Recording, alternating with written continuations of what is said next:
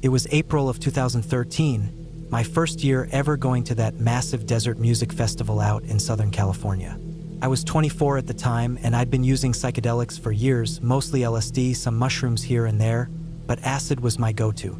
I knew how to dose, how to navigate a trip, how to keep calm, stay hydrated, and lean into the experience. I'd taken 2 tabs of LSD plenty of times before.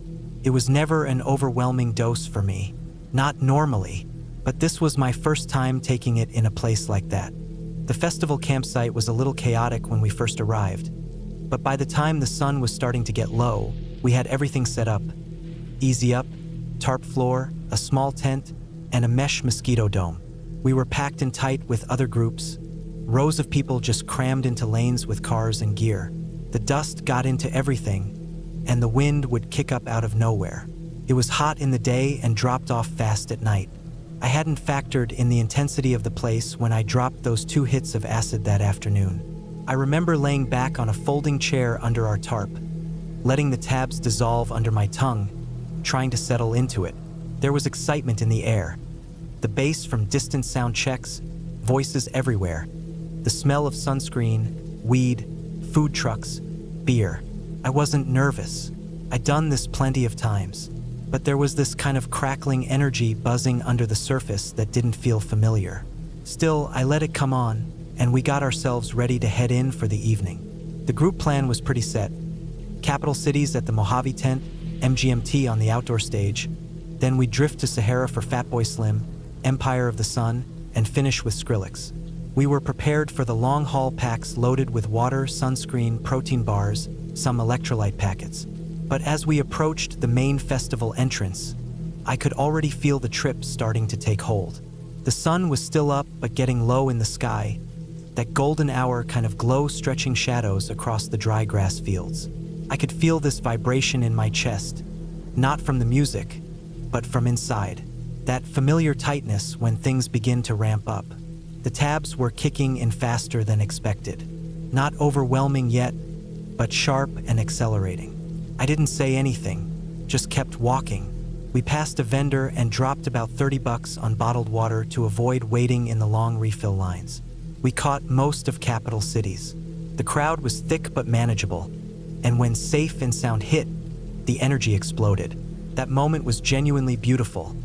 Sun sinking low, voices all around singing, people dancing like there was no tomorrow. My pupils were blown by then, and the colors started to layer and bend. Faces in the crowd became smooth, almost too perfect. Movements dragged slightly behind their bodies like a glitchy video. We started pushing toward MGMT. By now, the trip had stopped ramping and slammed into the peak. I started noticing a tightness in my thoughts, like I was losing the ability to hold onto a single idea before it unraveled into 20 fragments. I was still walking, still following my friends, but my body was on autopilot and my mind was peeling away from the world. When Electric Feel came on, the stage lights burst in every direction. Spinning trusses started slicing across the sky like glowing blades. I couldn't tell if the lights were moving or if I was. That was the moment I felt it really slipping. The edges of reality started curling up. I turned in some direction, I honestly couldn't tell where, and realized I was drifting away from my group. Not far, maybe a few feet, but I wasn't controlling it. I couldn't process the sound of voices or the pressure of hands trying to guide me. Everything just looped. Bright flashes, too many faces, the feeling of being buried in sensations. I didn't recognize anyone. I couldn't speak. I was just there, standing still, lost in a crowd of thousands. Thankfully, my best friend, Mike, had clocked me drifting and yanked me back by the pack strap. He got in front of me, made some gestures, and I followed him blindly like a dog. I had no thoughts, no plan, no words, just static in my head and neon everywhere. He led me to the Sahara tent for Fatboy Slim. We got there early, found a decent spot in the back, and I just stood there like a statue. The world had shrunk to a point in my mind. All I could feel was the intensity of sound, light, and heat. I had to pee but couldn't figure out what that meant in practical terms. Like I knew I needed to go, but I couldn't see myself navigating a crowd, finding a toilet, or even forming the motor skills to get there and back. I either went or I didn't. I think I did. I honestly can't be sure. The whole memory is tangled, blurry, smeared like wet paint. When Fatboy Slim started, it was like a nuclear explosion in my brain. Lights crashing from above, snow falling from the ceiling vents, images on the LED screens morphing into cartoon faces and flashing red eyes. Everything was too big, too fast, too loud. I turned around at one point and saw a giant inflatable astronaut looming over the crowd. I don't know if it was real or some part of the show or if my brain had made it up. It didn't matter. I was gone. The set ended, or I think it did. I remember being half carried out of the crowd, Mike and one other guy holding on to me and steering me back toward the festival gates. I wasn't in control of anything at that point, just floating, unable to speak, breathe properly, or track time. My head was filled with nonsense, Aztec shapes, impossible puzzles, flickering patterns. I was hallucinating hard now. Nothing grounded, nothing stable. They got me back to camp, which must have taken serious effort. I have this fragmented memory of being dropped onto a folding chair near our site, then laying down on the tarp under the tent. I don't think I had pants on. Maybe I took them off, or maybe someone did for me. Either way, I was mostly naked from the waist down and drenched in sweat. The desert air was cold by now. My body didn't register temperature or discomfort. I was inside some kind of hallucinated temple. It was huge and golden, like something out of a dream. There were geometric lines etched in the walls and beams of light that moved only when I thought about them. I believed I had to solve the puzzle of the temple or I'd be stuck there forever. It was the kind of logic that only makes sense inside a trip. I had to use my hands and mind to bend the light beams and unlock doors that weren't real. At some point, my friends decided I was better off contained. They zipped me into the mesh mosquito dome, gave me some light, and left me there to ride it out. I think they were scared, or maybe just overwhelmed and trying to keep me safe.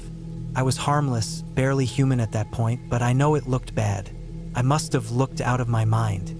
I was standing up inside the tent, completely still, one leg lifted like a bird, arms out like I was trying to catch something invisible. I held that pose for what felt like hours. I genuinely believed the whole universe depended on it. People walked by, laughing or just going about their night, and I was standing there half naked like some drugged-up desert monk trying to catch light with his hands.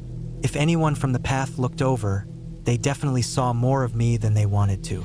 It's funny now, but at the time it was terrifying. Not because of what I saw, but because I had no control. None. I had done this to myself. I had chosen this, and now I couldn't find a way back. Eventually, the trip started to ease off.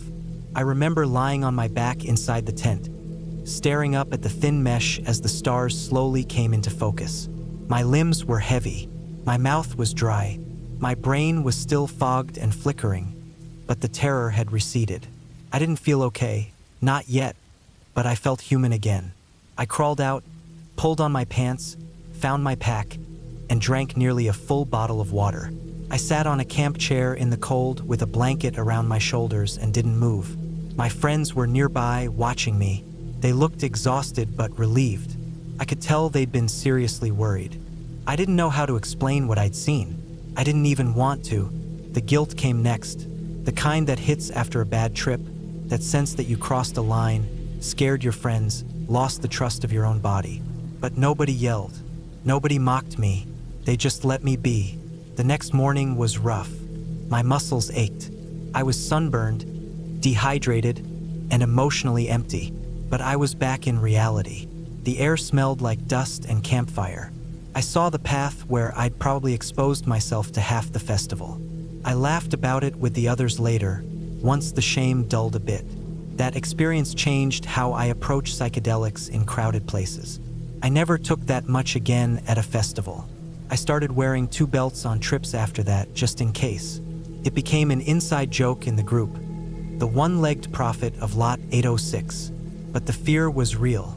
The loss of control, the raw vulnerability, the sensory war zone, none of that was a joke when it was happening. Now, years later, I look back and understand what went wrong. It wasn't the dose. It wasn't the acid. It was me not respecting the setting, not accounting for the noise, the crowd, the overstimulation, the pressure.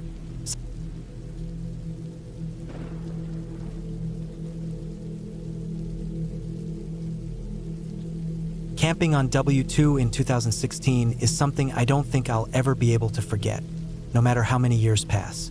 It's not the kind of memory that just fades. It's burned into me what we went through, how completely drained I was by the end of it, and how that whole weekend played out.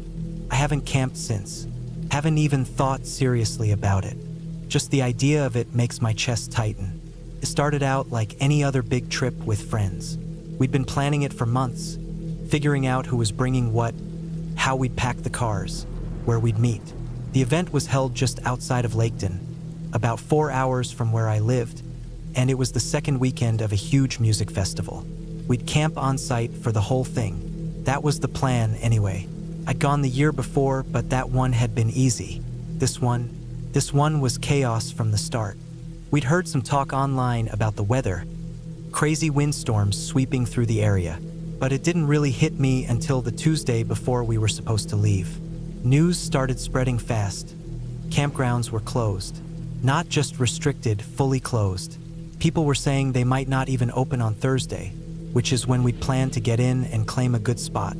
The wind was so bad it was knocking over fencing, ripping canopies out of the ground, and making it dangerous to even set up. The organizers hadn't given a clear answer either. Just wait for updates. But we weren't about to sit around and wait. Not with the kind of demand this event always had. Everyone knew that once the campgrounds opened, it would be a mad rush. So we stuck to the plan, loaded up the cars, and drove down early Thursday morning anyway, just in case. We figured maybe we'd be among the first ones in line if things opened up suddenly. Me, my friend Kelsey, and another girl we knew from school were split between 2 cars. The 3 of us had done this kind of thing before, but we were still kind of winging it. When we got to Laketon, we found out pretty quickly that the campgrounds were still locked up tight. Fencing was up, staff were nowhere to be seen, and the entrances were blocked. No one could get through. We weren't the only ones either. Hundreds of cars had already shown up. The roads around the grounds were already congested, and the parking lots were starting to overflow. We ended up pulling into a Walmart lot about 2 miles away. That lot had become a kind of unofficial holding area for festival goers. You could see tents half set up on top of cars, people lying across the hoods trying to sleep in the heat, others blasting music and drinking like the event had already started. I stayed in the car with Kelsey and tried to nap, but I was too anxious. I kept checking my phone for updates, refreshing social media, trying to stay ahead of any news. It wasn't until close to midnight that the texts started rolling in. The campgrounds were open. At first, we thought maybe it was a rumor. It wouldn't be the first time people had jumped the gun. But then I saw footage, videos of cars moving toward the gates, actual staff waving people through. That was it. People flooded out of the Walmart lot like someone had lit a fire under them. We were maybe 1.5 miles from the grounds. Seemed like nothing. We figured it might take an hour, maybe 2 tops, to get in. We were so wrong. I have never in my life sat in traffic like that. The moment we pulled out of the lot and joined the main road toward the entrance, everything stopped. Not slowed. Stopped. It was like we'd pulled onto a frozen river of brake lights. I stared at the same tailgate for hours. The cars were packed so tightly on the road there was nowhere to turn off, nowhere to even breathe. I'm not exaggerating when I say we moved maybe 10 feet every 10 minutes. You'd inch forward, get your hopes up, and then sit again for 30 minutes. No music helped. No snacks made it better. People got out of their cars, sat on roofs, walked alongside traffic barefoot just to stretch their legs. At some point around 3 a.m., I realized I hadn't slept since Wednesday morning. My eyes burned and my stomach was in knots from all the road food and nerves. Kelsey looked worse. She kept rubbing her face, shaking her hands out like she was trying to stay awake. We had both been up for over 24 hours at that point, running on pure fumes. The temperature dropped into the 40s that night, and we didn't have much heat since we were trying to conserve gas. I remember digging a hoodie out of my bag and wrapping it around my legs just to keep from shivering. Time slowed down in that line. Hours passed, and we were still maybe a 1/4 mile from the gate. People were getting frantic. I saw a guy just ditch his car and start walking with a duffel bag. Another group popped the hatch on their SUV and tried to sleep right there in the middle of the road. Around 6 a.m., I saw the faintest bit of light breaking over the hills. It felt like we were on the edge of some war zone. We didn't get in until just after 7 a.m. And I swear to God, I cried. I wasn't trying to be dramatic, but I had nothing left in the tank. It had taken us 7 hours to move less than 2 miles. By the time we reached the gates, I was delirious. I barely remember showing our passes and getting waved through. Just a kind of dazed shuffle until we got to the part of the grounds we'd scouted online weeks before. Kelsey and I stumbled out of the car and looked around at the other camps already popping up like mushrooms in every direction. I was holding back tears the whole time. Setting up was a nightmare. The ground was still soft from the wind and rain earlier in the week, and our hands were shaking too much from exhaustion to get the poles right. We fumbled with the tent, misthreaded the frame 3 times, and kept having to start over. I got a gash on my palm from trying to hammer a stake into a tree root. We had a small cooler full of drinks and protein bars, but I couldn't eat. I felt sick. We got the basics set up: tent, canopy, ground mat, and then collapsed inside. It wasn't even 9 a.m. yet. We managed to sleep maybe 3 hours. That's all. It was too hot to rest properly, and the noise around us had already started to swell. People were blasting music, yelling to each other, trying to set up their own camps in the chaos. When I woke up, my skin was sticky, my eyes were gritty, and my mouth tasted like rubber from the air mattress. Kelsey looked just as bad. Our other friends showed up around 1 p.m. They were chipper, full of energy, excited for the weekend. I wanted to throw something at them. Friday was a blur. My legs ached. My shoulders were sunburned despite the hoodie earlier that morning, and I had blisters on both heels from running around barefoot during setup. We tried to rally, tried to shake off the sleep deprivation and get into the groove of the festival. But my body wasn't cooperating. It didn't matter how much water I drank or how many energy drinks I pounded.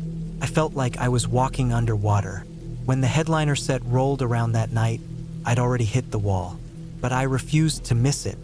I had looked forward to that performance for months. It was the weekend, and I'd been obsessed with his music for years. So I pushed myself.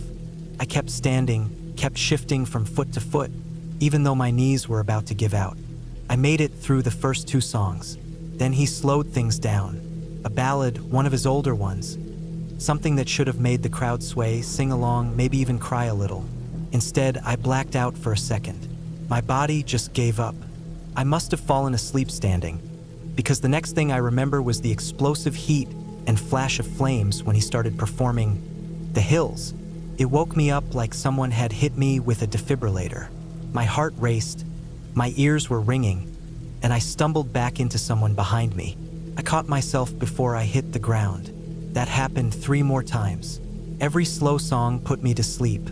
Every time something loud or flashy happened, I'd wake up, heart pounding. At one point, I started crying. Not from emotion, just frustration. My brain wanted to be present, to take it in, to enjoy the moment. But my body was past the limit. I was stuck in this horrible cycle of micronaps and adrenaline jolts. I barely remember the end of the show.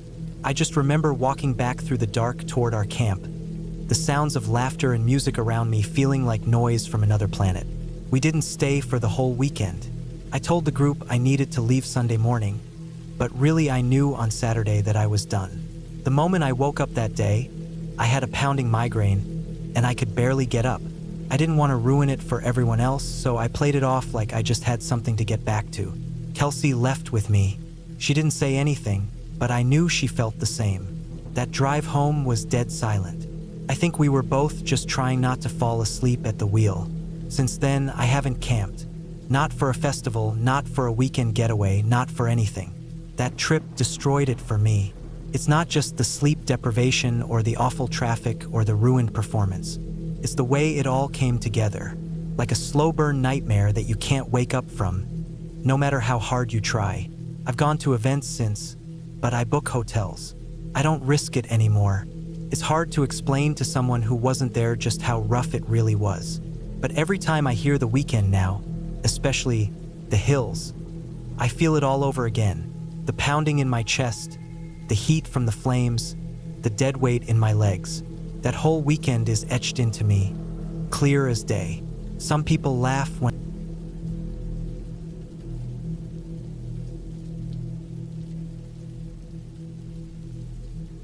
I'll start this off by saying that I hate the woods.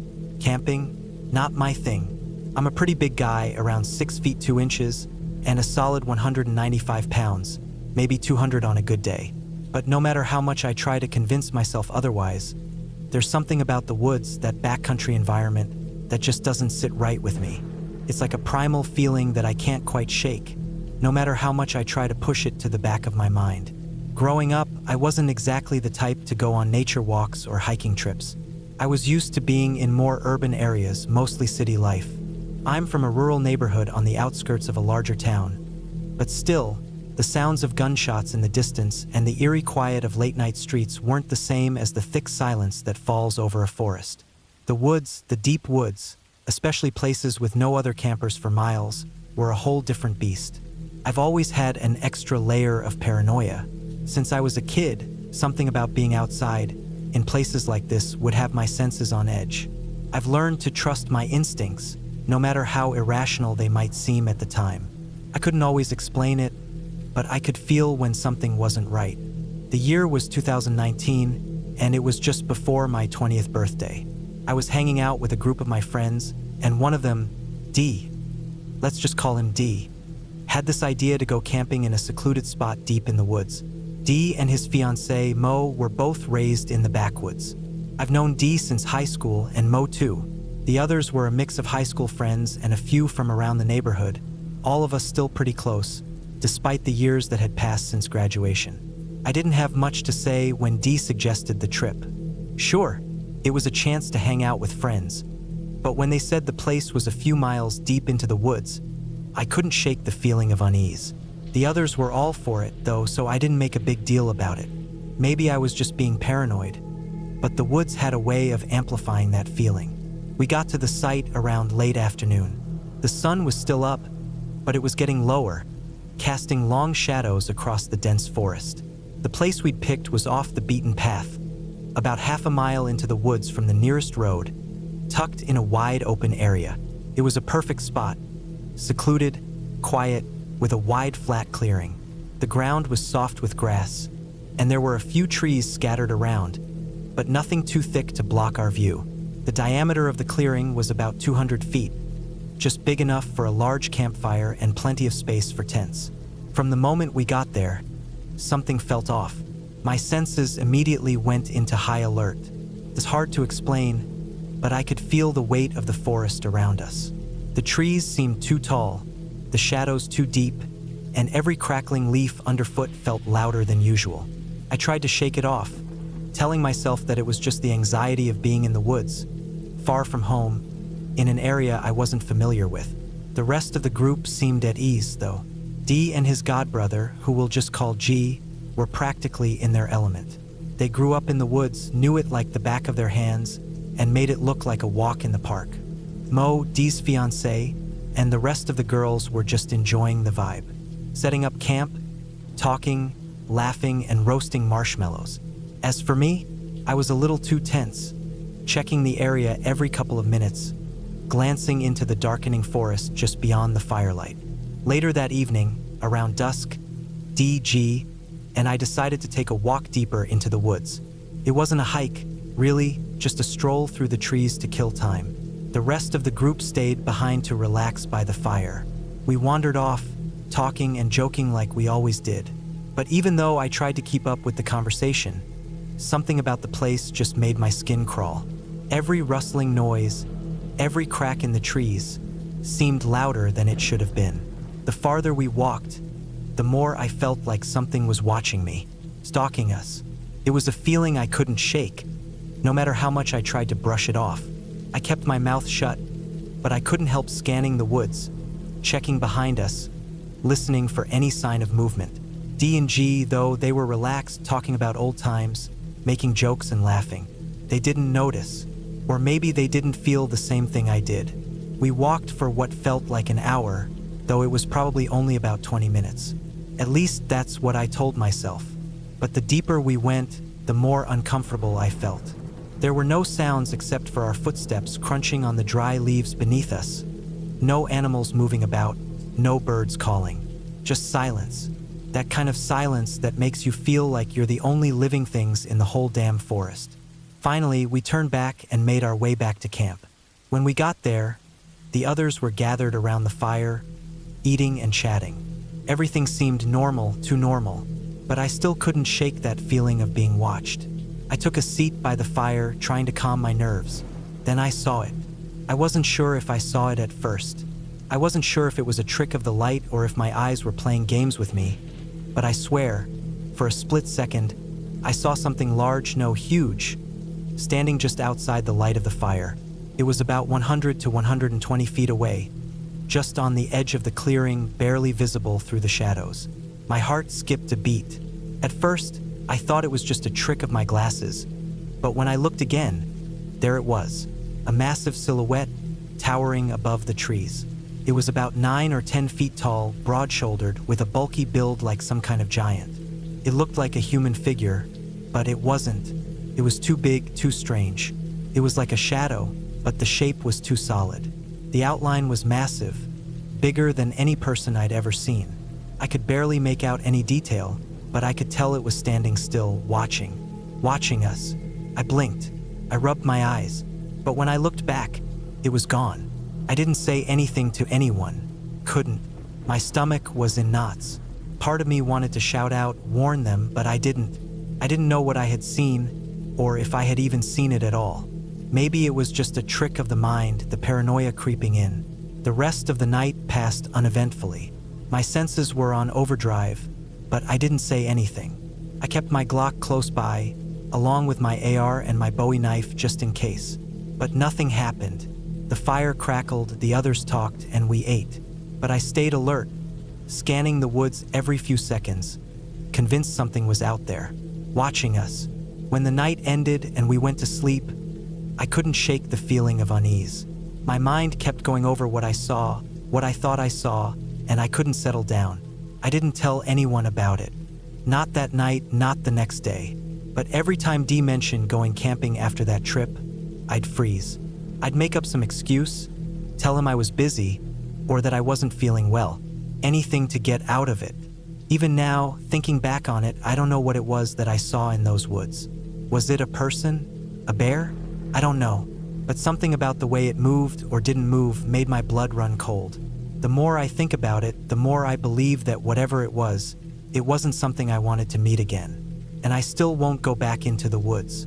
Not if I can help it. Because whatever's out there, it doesn't care about us. It's just waiting, and I'm done tempting fate.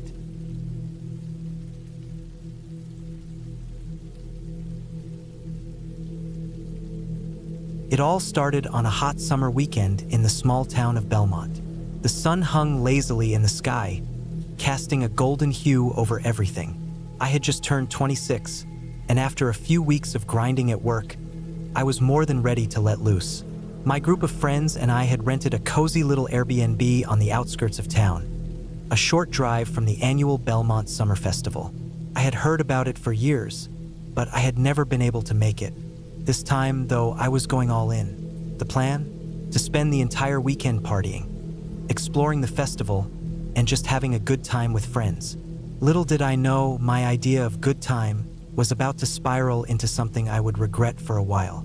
We started the day like any festival goer would. Getting ready, dressing up in sundresses, shorts, and light jackets for the evening chill. The atmosphere was buzzing with excitement. Music floated through the air. People laughed and yelled. Food vendors were already frying up smells of everything from burgers to cotton candy. My friends and I were all in a party mood, ready to dive into the crowds. But I had a plan of my own. As a joke, a friend had brought along several fake sunscreen bottles. Those ones that look like the real deal but have been hollowed out to hold whatever you want. At first, we were just laughing about it, but I had a wild idea. The smart thing to do would have been to buy a large lemonade, add a bit of vodka to it, and sip it throughout the day. Take it easy. But that wasn't how I wanted to do things. Not that day. I was feeling rebellious, impulsive. and maybe a bit overconfident. I'd filled 4 of those sunscreen bottles with vodka, and as I stood there in the Airbnb kitchen, I felt a rush of excitement mixed with a little bit of guilt. I had never been the type to do something this reckless, but there I was, standing with a bottle of vodka in hand, ready to chug it like I had nothing to lose. Without overthinking it, I popped the cap off one of the bottles and started drinking it. The sharp burn of the alcohol went straight to my head. I wasn't even sure how much I'd swallowed in that first few gulps. I didn't care. My friends cheered me on, thinking it was just part of the fun. And for a moment it was, but as I wiped my mouth with the back of my hand, I realized I wasn't feeling as invincible as I had imagined. I grabbed a bottle of lemonade, thinking it would help settle the burn. I chugged it down, letting the sweet, sugary taste soothe my throat. The combination of vodka and lemonade made my stomach churn, but I ignored it. I wasn't going to let it slow me down, so I kept going. The second bottle of vodka was gone before I could even process what was happening. The room started spinning, but my friends didn't seem to notice. We left the house and made our way to the festival. I remember walking through the crowds, but everything felt blurry. My feet were heavy, my body warm, but it was as if I was floating above it all. My friends were laughing, talking, and enjoying the moment, while I was spiraling into a blur of alcohol and poor choices. I wasn't sure how much time had passed before I felt the overwhelming urge to puke. My stomach churned violently, the contents threatening to spill out. I stumbled toward the nearest medical tent, hoping I could make it before I lost control. I don't remember much of what happened in the medical tent. I think someone asked me if I had taken anything else, but I hadn't. No drugs, no extra shots.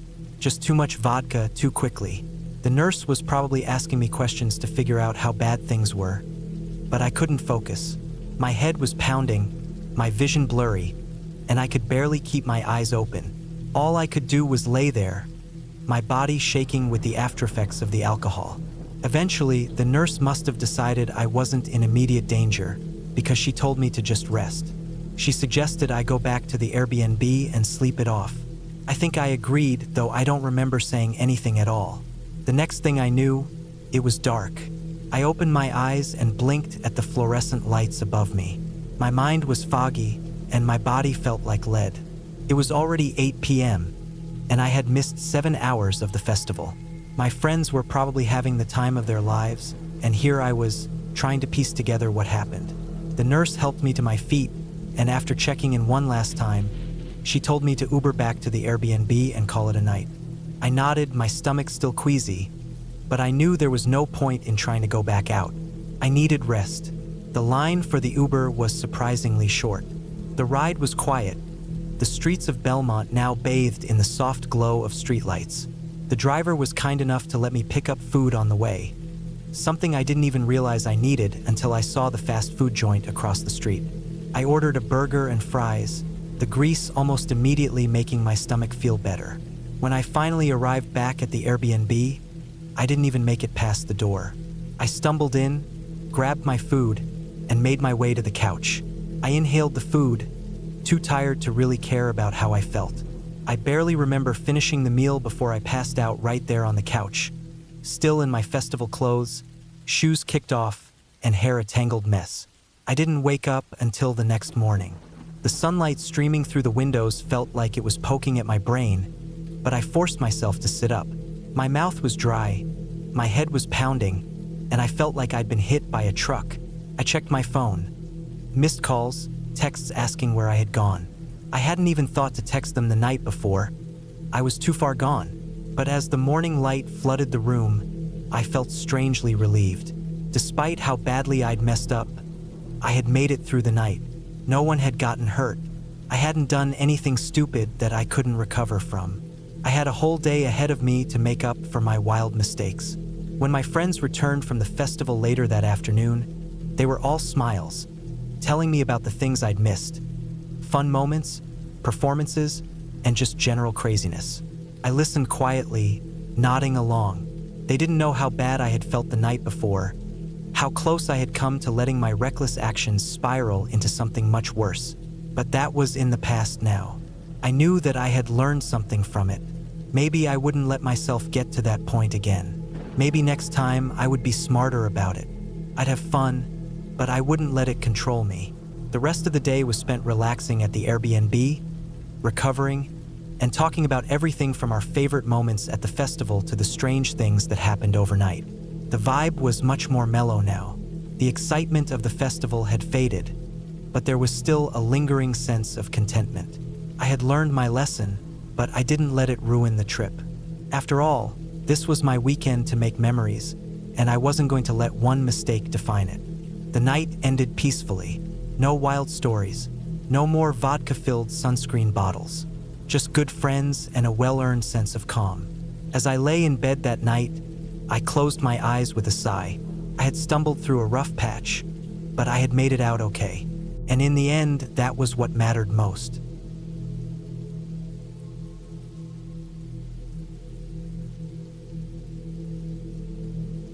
It was the summer of 2016, and I was ready for my annual camping trip.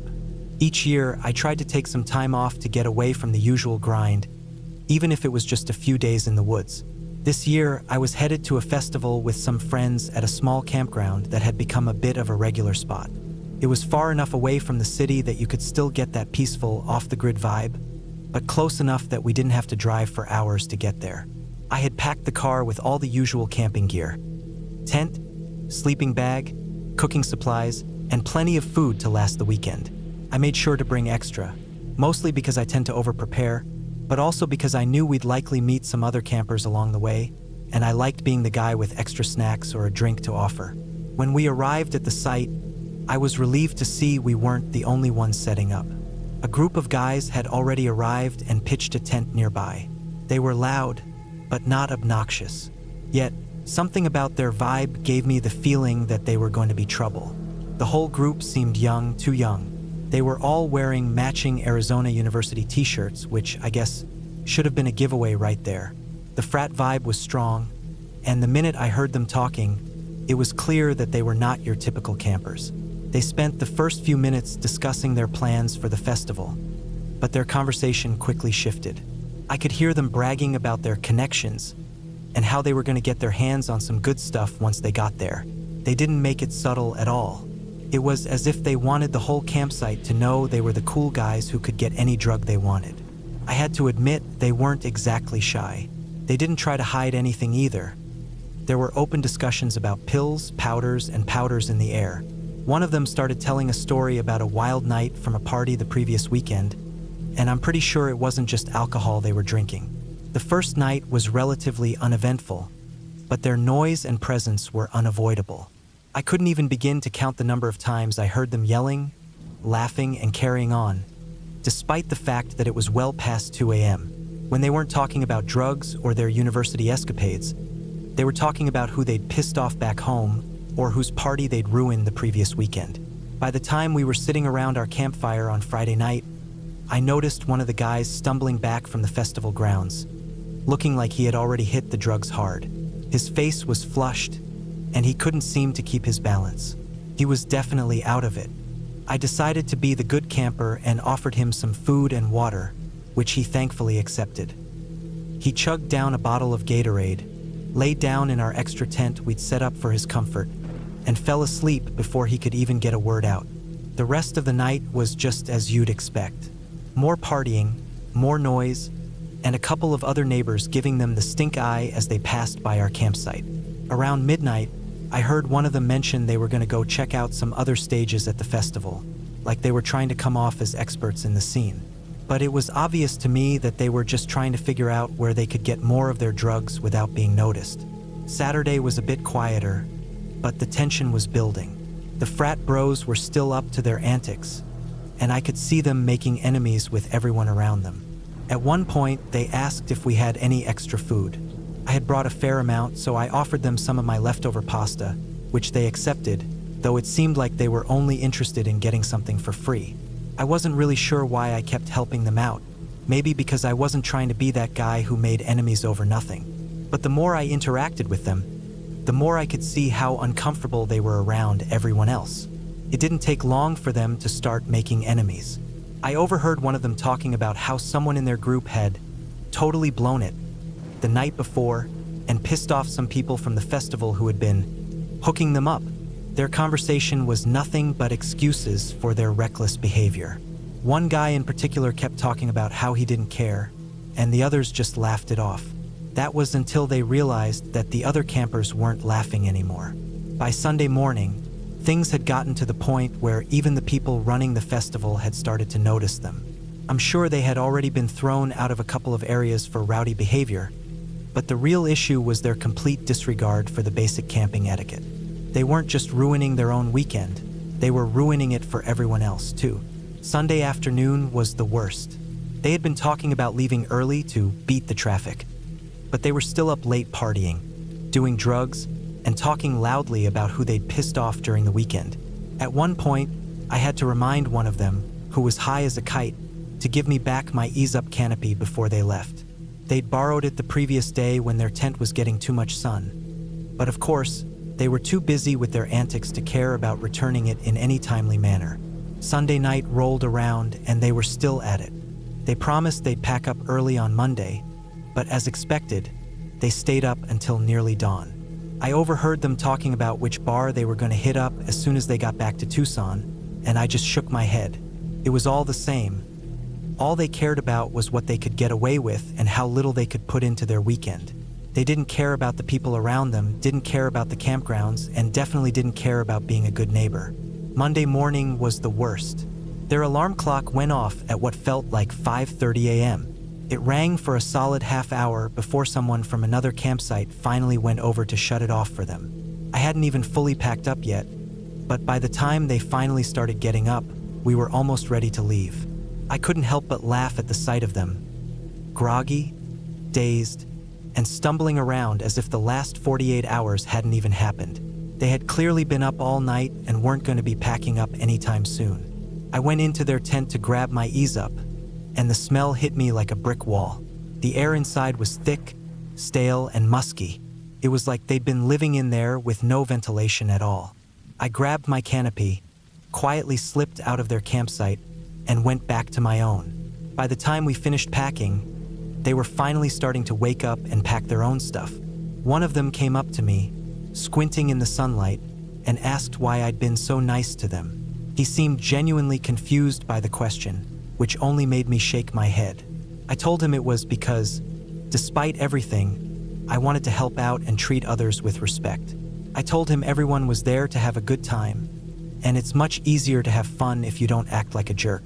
He just stared at me blankly, like the idea of being decent to others had never occurred to him. In the end, we didn't have any major drama, but I couldn't help but feel a little bad for them. They had no idea how to be respectful of others, and I could see that this kind of reckless behavior would catch up with them. As they were getting ready to leave, they realized they couldn't fit their folding table back in their car, so they gave it to me, which was honestly a bit of a win for me. I'd been needing a new one, and the one they had was in perfect condition. As I finished loading up my car, I took one last look at their campsite.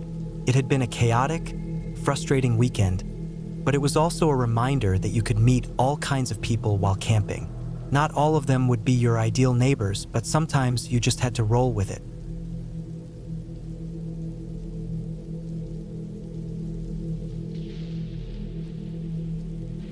I'll never forget how brutal that Thursday was. It was 2017, early July, and we'd made the drive out to Junction Flats for the W1 Festival, a big music and camping event out in the California desert. It was the kind of place where shade isn't just useful, it's the difference between a good time and real suffering. You either come prepared or you don't come at all. We pulled in late morning, probably around 10:30 a.m. I was part of a group of maybe 16 or 17 people, spread across about 8 vehicles. Our plan was solid. We'd done this before. We'd scouted a spot online ahead of time, and a few of the earlier arrivals had staked it out. When I rolled in, they were already halfway through setting up the perimeter. Easy-ups, tents, tarps strung together with paracord, coolers laid out in a shaded kitchen area, even a cheap solar shower strapped to a tree. This was our usual operation. Build shade first, sweat through it, then reward yourself with cold water and a chair once it was done. The heat that day was something else. One of those dry, electric heats where even the breeze feels like it came out of a hairdryer. My shirt clung to me before I even got out of the car. As soon as I stepped into the sun, it was like stepping into a furnace. No clouds, no mercy, just white sky and buzzing air. Most of us were mid-20s to early 30s, some friends from college, some coworkers, and a few tag-alongs who just wanted to escape the city. We were ready for the weekend. I had a tent, cot, extra water, food, the works. Even brought a battery-powered fan. Like I said, we'd done this before, right behind our spot. Literally just past the little bush line that marked the back of our setup was another site. Or at least it was supposed to be a site. What showed up instead was, well, kind of a mess. It was 4 guys, maybe 19 or 20 years old. Kids, really. They pulled up in a dark gray sedan, one of those older 4-door ones with peeling tint on the back windows and some half-faded stickers on the bumper. When they got out, it was already clear something was off. The car doors opened, and all that came out was a small plastic cooler and a duffel bag. That was it. No tent, no canopy, no sleeping bags, no chairs, no water jugs, no stove. Just the 4 of them, a cooler, and some clothes. They kind of stood there awkwardly, looking around at the campsites nearby like they were waiting for someone to wave them over. For a while, I figured they must be meeting another group with their gear. But no one came. They parked in the dirt maybe 30 feet from our back line and just sat on the ground behind their car, trying to squeeze into the tiny strip of shade it cast. One of them opened the cooler, grabbed a water bottle, took a long drink, and passed it around. I saw them drink through about half their water in the first hour. I'll admit we were watching, not in a mean way, just sort of confused, curious. Everyone was struggling with the heat, but at least we had shelter. These guys had nothing. They sat in the dirt, squinting against the sun, shirts off, skin already pink. You could tell they hadn't thought it through. By around noon, we were fully set up. Our canopy wall faced the back, so we had a good view of them from inside our main shade structure. A few people from our group talked quietly about how bad those guys looked. Eventually, someone walked over and gave them a spare Easy Up we weren't using.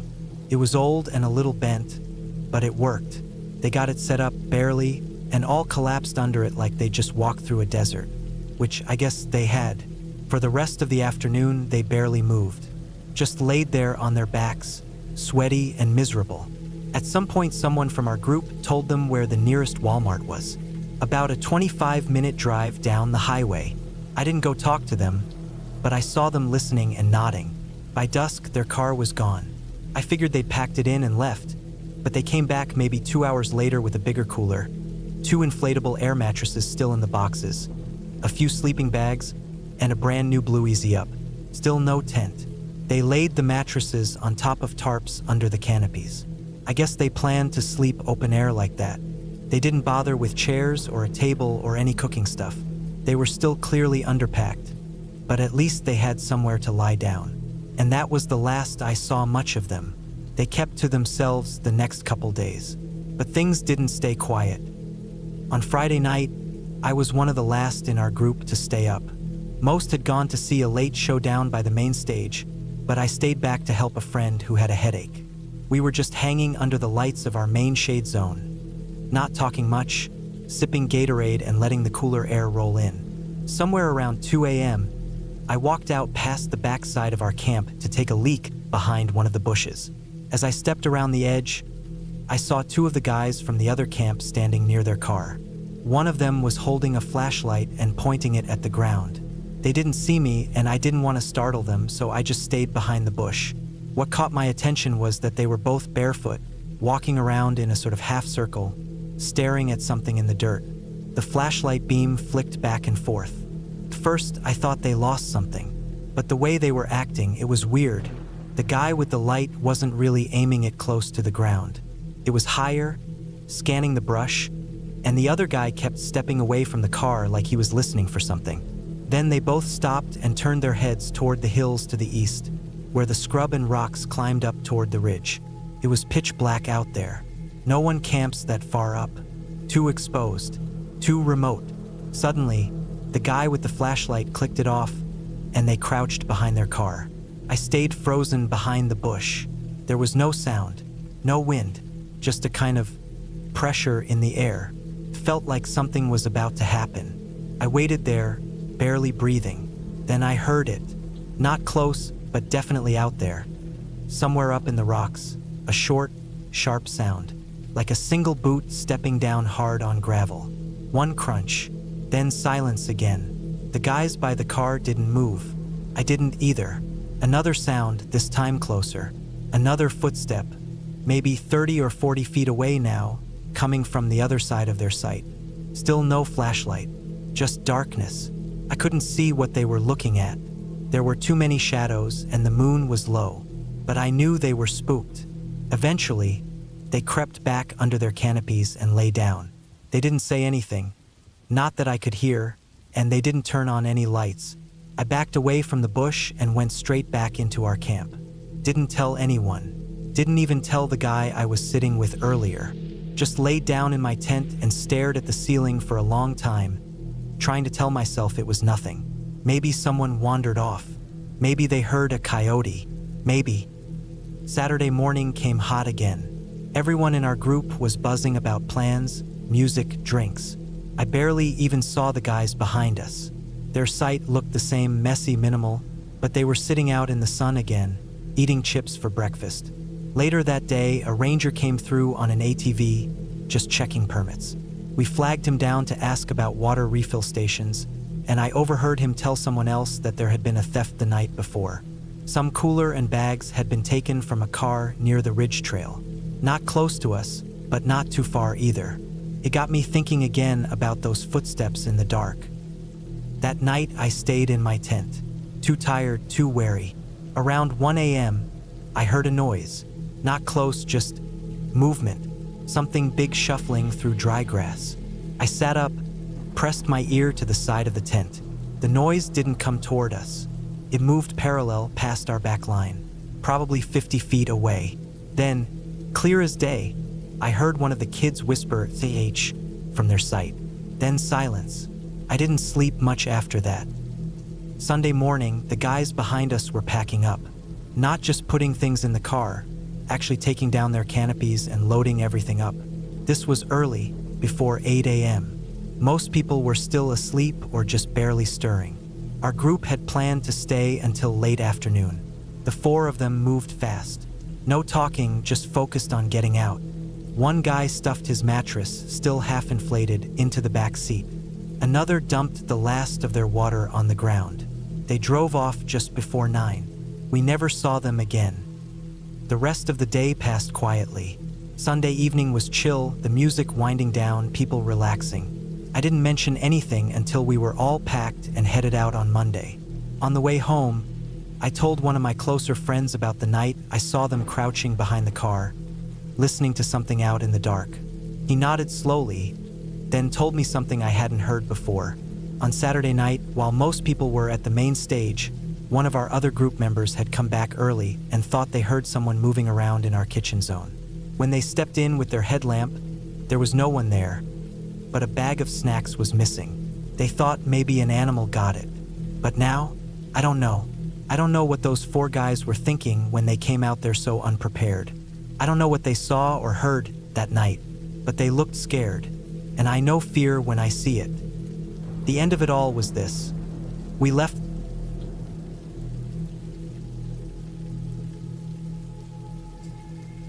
It was early April when I decided to go camping alone in the swamps near the southern edge of Louisiana.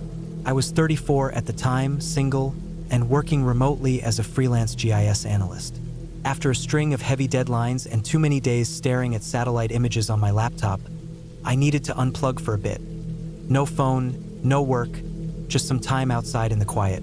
I'd always loved backcountry camping, and I had read somewhere that the Bayou Larber Reserve, a patch of mostly untouched wetlands near the Atchafalaya Basin, was known for its solitude, its beauty, and its total lack of cell service.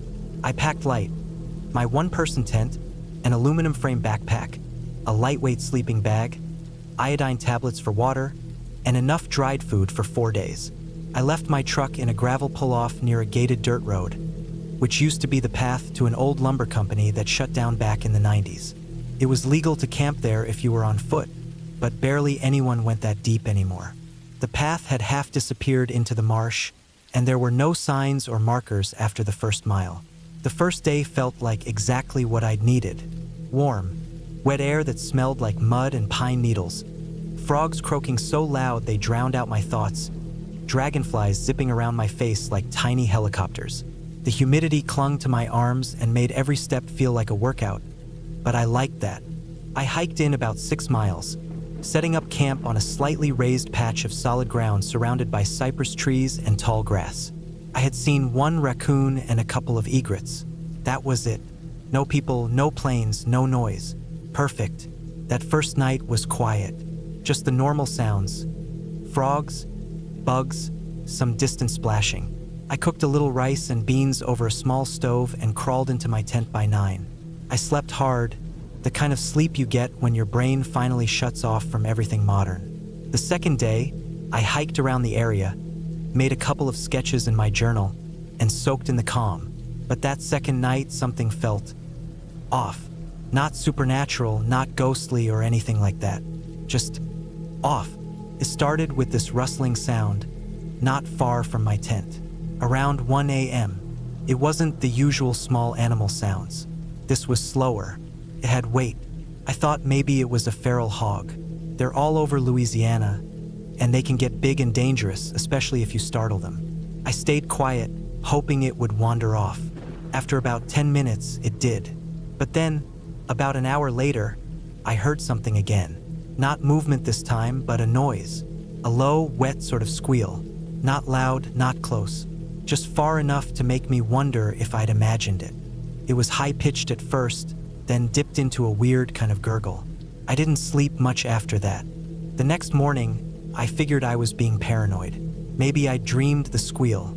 I didn't want to scare myself out of staying the whole 4 days, especially after hiking all the way out there.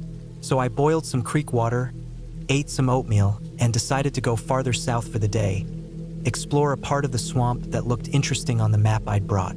According to the map, there was a small ridge line about 2 miles south that ran along the edge of an old farmstead from the early 1900s, long since abandoned. No buildings left, just a few bricks, maybe a well. It was thick, wet country. I had to use a branch as a walking stick just to keep my balance. At one point, I had to walk across a fallen log to avoid stepping ankle-deep into black swamp water. The air buzzed with insects, and vines hung from the trees like ropes. But it was beautiful. I saw a heron take off from a creek and watched a gator slide silently into the water 20 yards away. Nature doing its thing. I made it to the ridge just after noon. It wasn't much. Just a stretch of slightly raised earth with a few old bricks scattered underfoot and some twisted iron sticking out of the ground, probably from old farming tools. That's when I found what I thought was a trail, narrow and half lost under the grass. It looked like it had been used, but not by anything with boots. Maybe deer, I thought, or hogs. I followed it anyway. That's when I saw something I still can't explain. It was a pile of bones. Small ones, maybe raccoon, maybe something else. Picked clean and heaped in a way that didn't look natural. Like someone had put them there. Around the bones were odd pieces of fabric, grayish, stained, and rotting from the swamp. And next to it all was a stick stuck in the mud with a long strand of hair tangled around the top, black and stringy. I felt something cold creep into my gut. I backed off and returned to camp, telling myself it was just someone's weird hunting cache or maybe a kid playing a joke. But deep down, I didn't believe that. Not out here. There was no one for miles. That night, I didn't cook. I ate a protein bar cold and got into my sleeping bag early, but I couldn't sleep. Around midnight, I heard something splash in the water, maybe 20 yards off. Then a snapping sound, like something heavy stepping on sticks, moving slowly. The same low, gurgling squeal started again. It wasn't a dream this time. It got closer. The sound of something sloshing through ankle-deep water. Then a new sound, dry, crackling breathing, like someone with a crushed windpipe trying to inhale through their throat. No footsteps, just dragging, like something being pulled through the muck. I didn't move. I didn't breathe. I just listened, frozen in place inside my tent. The sound stopped maybe 10 feet away, and then nothing. Not even a bug. The swamp went dead silent. Then came the softest sound I have ever heard. Fabric brushing against nylon. Something touched the tent. My body locked up. I had bear spray in my bag, but I was too afraid to reach for it. A shape leaned against the outside of the tent. Not heavy, but there. I could hear something breathing or trying to. Then, as suddenly as it had come, it left. The dragging sound returned, then faded away into the woods. I didn't sleep that night. At dawn, I packed up fast. I didn't even eat.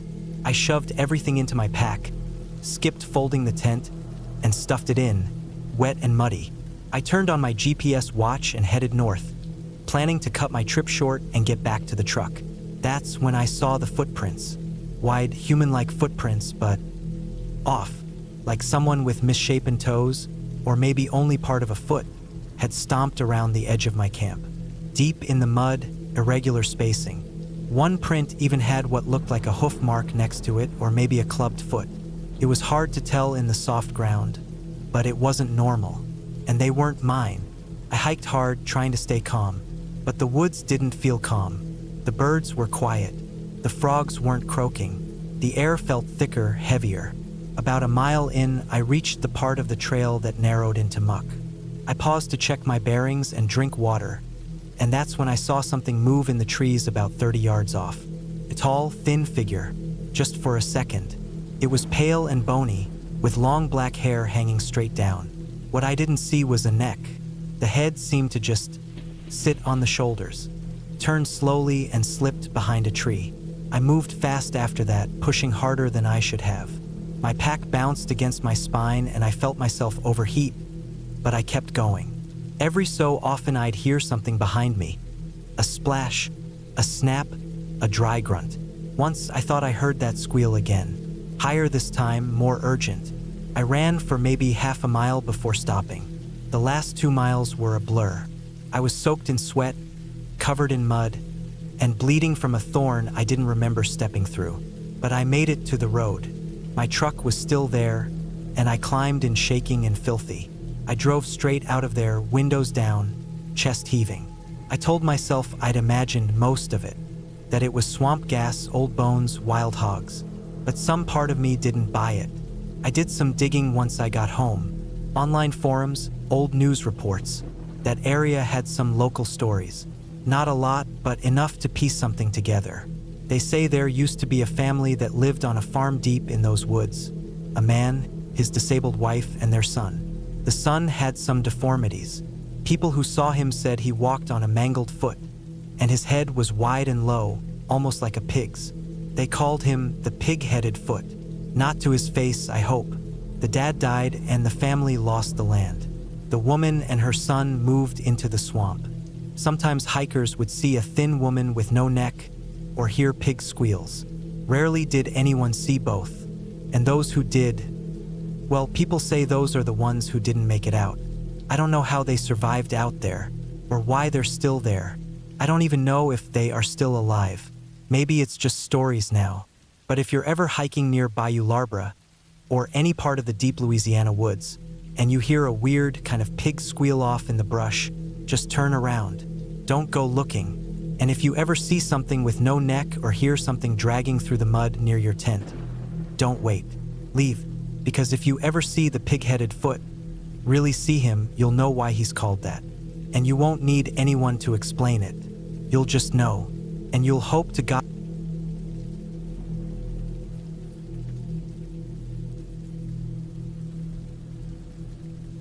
It was the spring of 1991. I was 18, just a couple months from graduating high school in a small town outside Flagstaff, Arizona.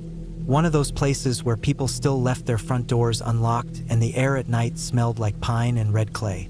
Back then, I spent most of my evenings driving around in my old '82 Buick, mostly to clear my head or to kill time before going home. There wasn't much to do unless you were into bonfires or messing around in the woods, which I wasn't. That night, I was driving a family friend, Shane, back to my parents' place. He'd come over from out of town to stay with us for a few days. His dad and mine were good friends from way back, and when Shane got kicked out of his place for a bit after some argument, my parents offered him our guest room. I didn't mind. We weren't especially close, but we got along well enough. He was 2 years older than me, had this deadpan expression all the time, and mostly kept to himself. I had picked him up from a mutual friend's house about 30 minutes out of town, and the drive had been mostly uneventful. The usual pitch-black highways, occasional deer crossing, a few scattered houses with porch lights glowing in the distance. By the time we reached town, it was just after 10 p.m. The roads were empty, the way they usually were that late on a weeknight. There was no wind, no music playing in the car, just the low hum of the engine and the sound of the tires on the old cracked asphalt. The Buick's headlights cut a narrow path through the dark. Our neighborhood was just ahead, about a block away. The streets were lined with tall, shadowy pine trees that reached out like arms over the road. They always seemed to close in at night, and I remember thinking how quiet everything felt. The kind of quiet that makes your ears ring. We were just turning off the main street onto our road when I noticed something odd ahead. The headlights caught a shape moving from the right side of the road, out of the trees. I slowed down, squinting to make out what I was seeing. First, I thought it was a large dog. Maybe someone's German Shepherd had gotten out. But as it kept walking into the beam of my headlights, I realized this thing wasn't a normal dog. Not even close. It walked directly into the center of the street, unbothered by the car. I braked hard and came to a complete stop. The tires made this soft squeal against the pavement, but the thing didn't react. It just kept moving, slow and steady. Its head held low, body swaying slightly with each step. My headlights lit it up clearly now. It looked like an Irish wolfhound in shape.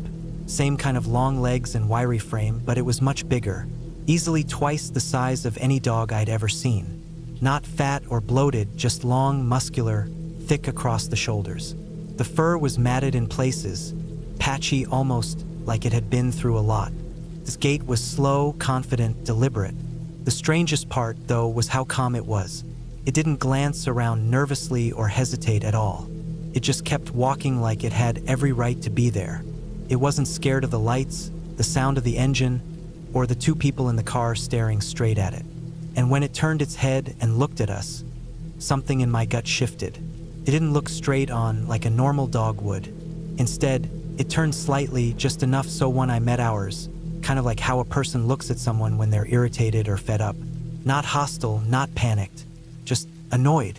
That's the best way I can describe it. The eyes weren't glowing, not yellow or red like you see in campfire stories, just dull, dark, and cold. Its gaze held mine for a second or two before it looked away and continued its slow walk across the road, slipping back into the trees on the other side. The whole time, Shane hadn't said a word. I didn't either. We both just sat there in stunned silence. The car's engine idled, headlights pointed now at an empty stretch of road. I kept looking toward the trees on the left, trying to see where the animal had gone, but the forest swallowed the light quickly. There was nothing but thick darkness. Eventually, I eased my foot back onto the gas and rolled forward slowly. Every few feet, I glanced left, trying to catch a glimpse of movement, but the trees were still and quiet. I pulled into the driveway of my parents' place, killed the headlights, and we both got out fast. We didn't look around, didn't say anything, just made a beeline for the front door, unlocked it with shaky hands, and shut it tight behind us. I remember standing in the front hallway for a moment, the door locked, the house silent. Shane stood next to me, arms stiff at his sides, looking like he was trying to figure out what he'd just seen. He looked at me once, then walked down the hall to the guest room without a word. I went to my room and sat on my bed for a long time with the lights on. We never talked about it. Not that night, not the next day, not ever. I didn't bring it up, and he never asked. Whatever we saw, I think we both decided not to try to make sense of it. Maybe we were scared we'd sound crazy, or maybe we didn't want to admit it really happened. But I remember it like it was yesterday, the way it moved, the size of it, the way it looked at us like we were the ones out of place. Years later, I looked into wildlife in that area. Coyotes were common, sure, and we had mountain lions now and then. But nothing matched what we saw that night. There's no breed of dog that size, not one that moves like that, not one that looks at people the way this thing did. I checked old local news archives. asked a few folks who'd lived in the area longer than I had. No one had ever mentioned anything similar. The road we saw it on has changed since then. Houses were built on that lot across the street. The trees on both sides were cut back when the town added street lamps. It's just another quiet road now, part of a sleepy neighborhood. Sometimes, when I visit my parents and drive down that same stretch at night, I slow down at the same spot without thinking. I look toward the trees, even though they're not as thick as they used to be, and I wonder if anything's still out there watching, walking across the road like it owns the place. I don't tell people this story often, not because I'm scared they won't believe me, but because I don't really know what to say beyond what happened. It doesn't come with a nice, tidy explanation or any kind of closure. It was just a moment, maybe 30 seconds total, but it's stuck with me ever since. Not because it was some wild, terrifying event, but because it felt real. Too real. It was just one of those things you don't forget. Something steps out of the darkness, right into your headlights, looks you in the eye, and then disappears. You don't make peace with something like that. You just carry it.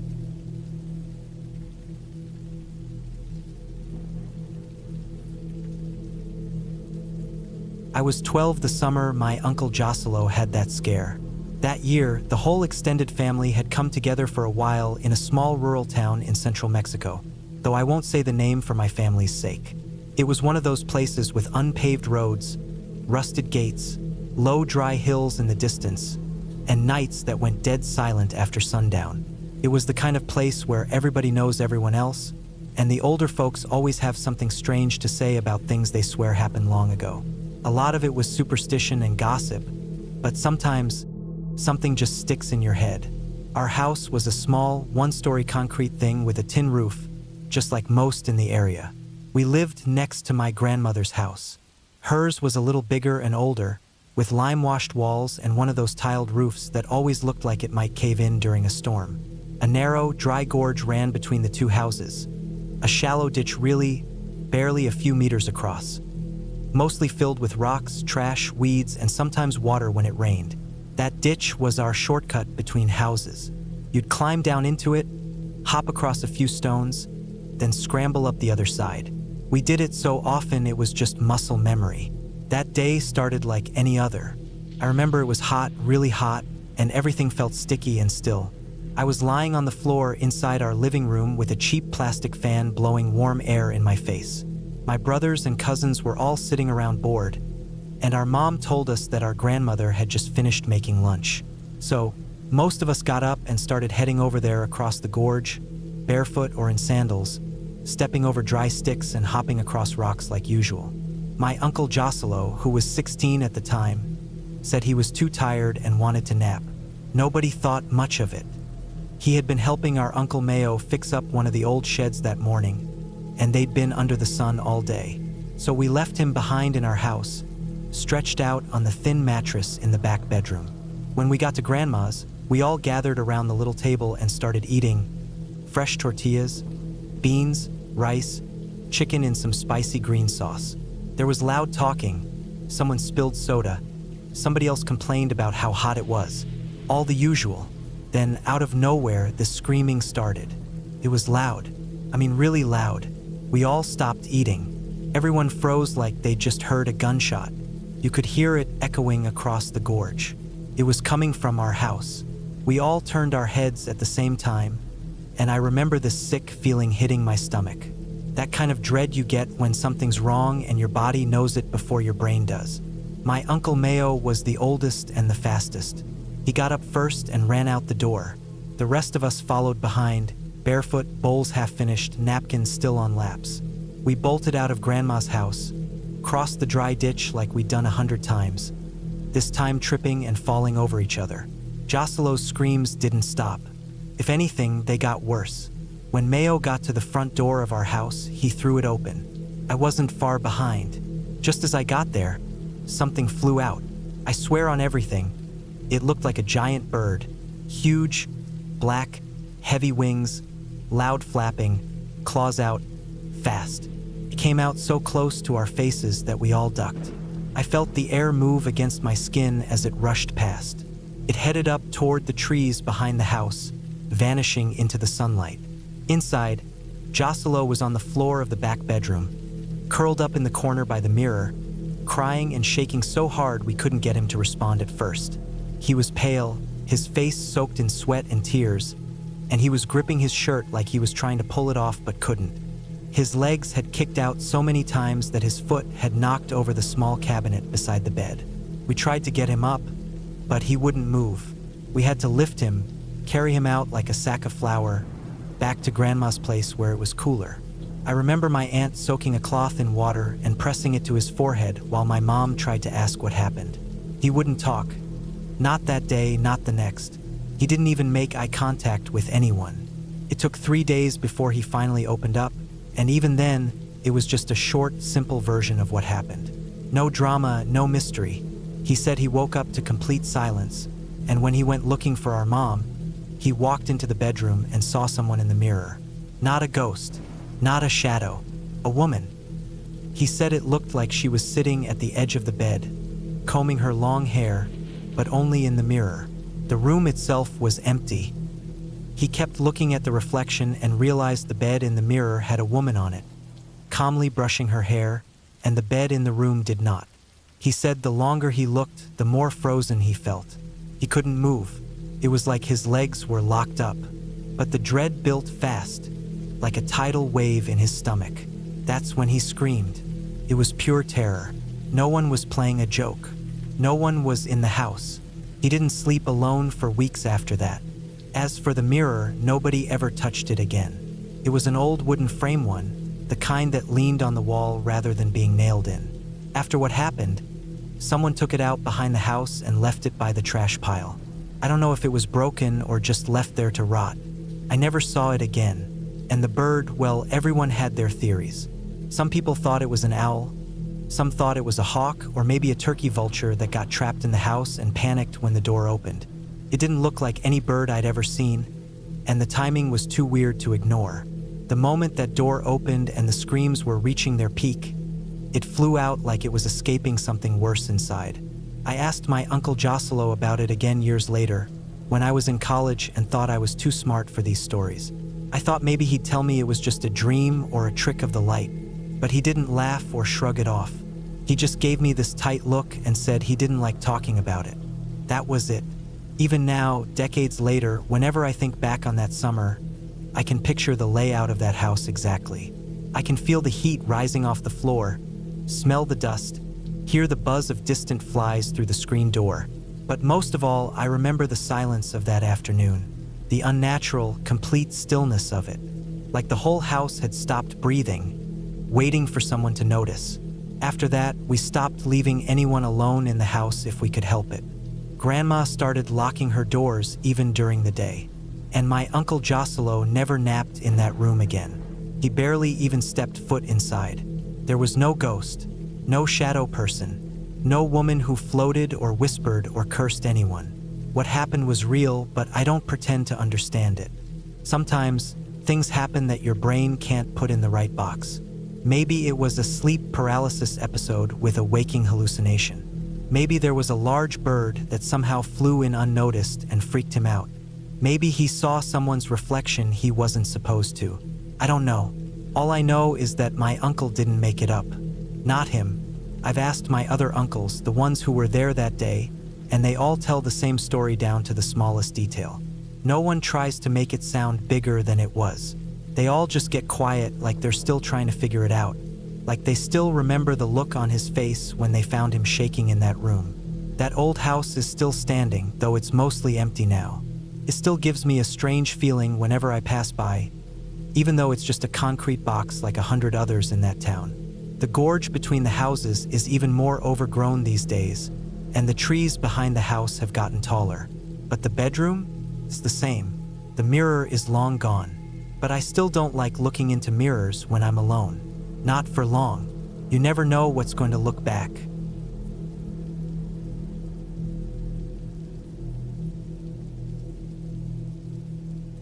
I was 24 the summer I worked in a tiny resort town up in the northern mountains of Colorado. The place was tucked into the edge of the Sangre de Cristo Range, just past the state line from New Mexico. Most people from outside the region had never heard of it.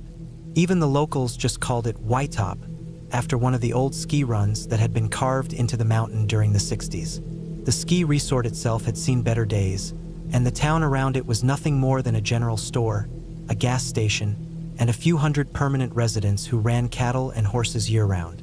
It was the kind of town that felt like it had always been there, like it had grown out of the rock and trees. I'd been hired on for the summer as a trail guide for a horseback riding outfit. The owner, a guy named Ron, lived in a little trailer parked just downhill from the stables. He was about as hands-off a boss as you could ask for. He gave me a radio, keys to the tack shed, and told me to be ready to saddle up by 7 a.m. every day. As long as the horses were fed, the guests didn't fall off, and I didn't do anything to piss off the Forest Service. I had the run of the place. It was good work. Hard, dirty, and long, but I liked it. We took guests out on 2-hour rides along the edge of the valley, some 4-hour rides up into the tree line, and the occasional overnight if someone wanted to really get into it. The money wasn't great, but the tips could add up. Plus, I had free housing in the form of a little one-room cabin tucked up behind the barn, right at the edge of a sloping field that looked out over a good 1,000 acres of ranch land and pasture. I'd been living and working there for about 6 weeks when the coyote problem came up. Several local ranchers had been losing young goats and calves, and a couple of dogs had gone missing too. Nobody had seen anything, but the yipping and howling at night had picked up, and a few people said they'd spotted coyotes slinking around just after dusk. Since I was also a competitive long-range shooter, I'd brought my rifle with me when I moved up there, mostly for fun, maybe for target shooting during downtime. When the ranchers got wind of that, Ron told me if I wanted to thin the population a bit, they'd all be grateful. My rifle was a custom bolt-action .308 with a heavy barrel, bipod, and a Nightforce scope I trusted with my life. I'd spent years fine-tuning it. Could hit an 8-inch steel plate at 1,000 yards if the wind wasn't too crazy. I also had a few rounds of military surplus tracer ammo lying around in one of my bags. Not for hunting, really more out of curiosity than anything. That evening, I climbed up onto the roof of the horse barn right as the sun was dipping behind the ridge. From that spot, I had an unobstructed view across the whole valley. The pasture and the tree line beyond looked like a patchwork of dark shadows and silver moonlight. The town was already asleep, or at least shut down for the night. Maybe a light or two here and there in the distance, but mostly it was dark. No cars, no voices, just wind in the grass and the occasional whinny from the horses down below. It was a full moon that night, and I could see clearly out to at least 500 yards, maybe more. I laid out prone, set up my rifle across the edge of the roof, adjusted my scope, and waited. No dogs were out. Everyone knew I was shooting that night, and the locals had been careful to keep their animals penned up. There was no livestock in the field directly ahead, just open ground running out toward a line of cottonwoods that marked the start of private ranch property. It didn't take long. By about 9:45, I spotted a group of coyotes loping through a dip in the field. I watched through the scope for a bit, picked the lead one and fired. Dropped it clean. The rest scattered. Over the next hour, I picked off 5 more, all clean shots, all at varying distances between 200 and 400 yards. After that, things got quiet. I figured the rest had gotten spooked by the noise and retreated back into the hills for the night. I was about ready to pack it in. Then I saw one more.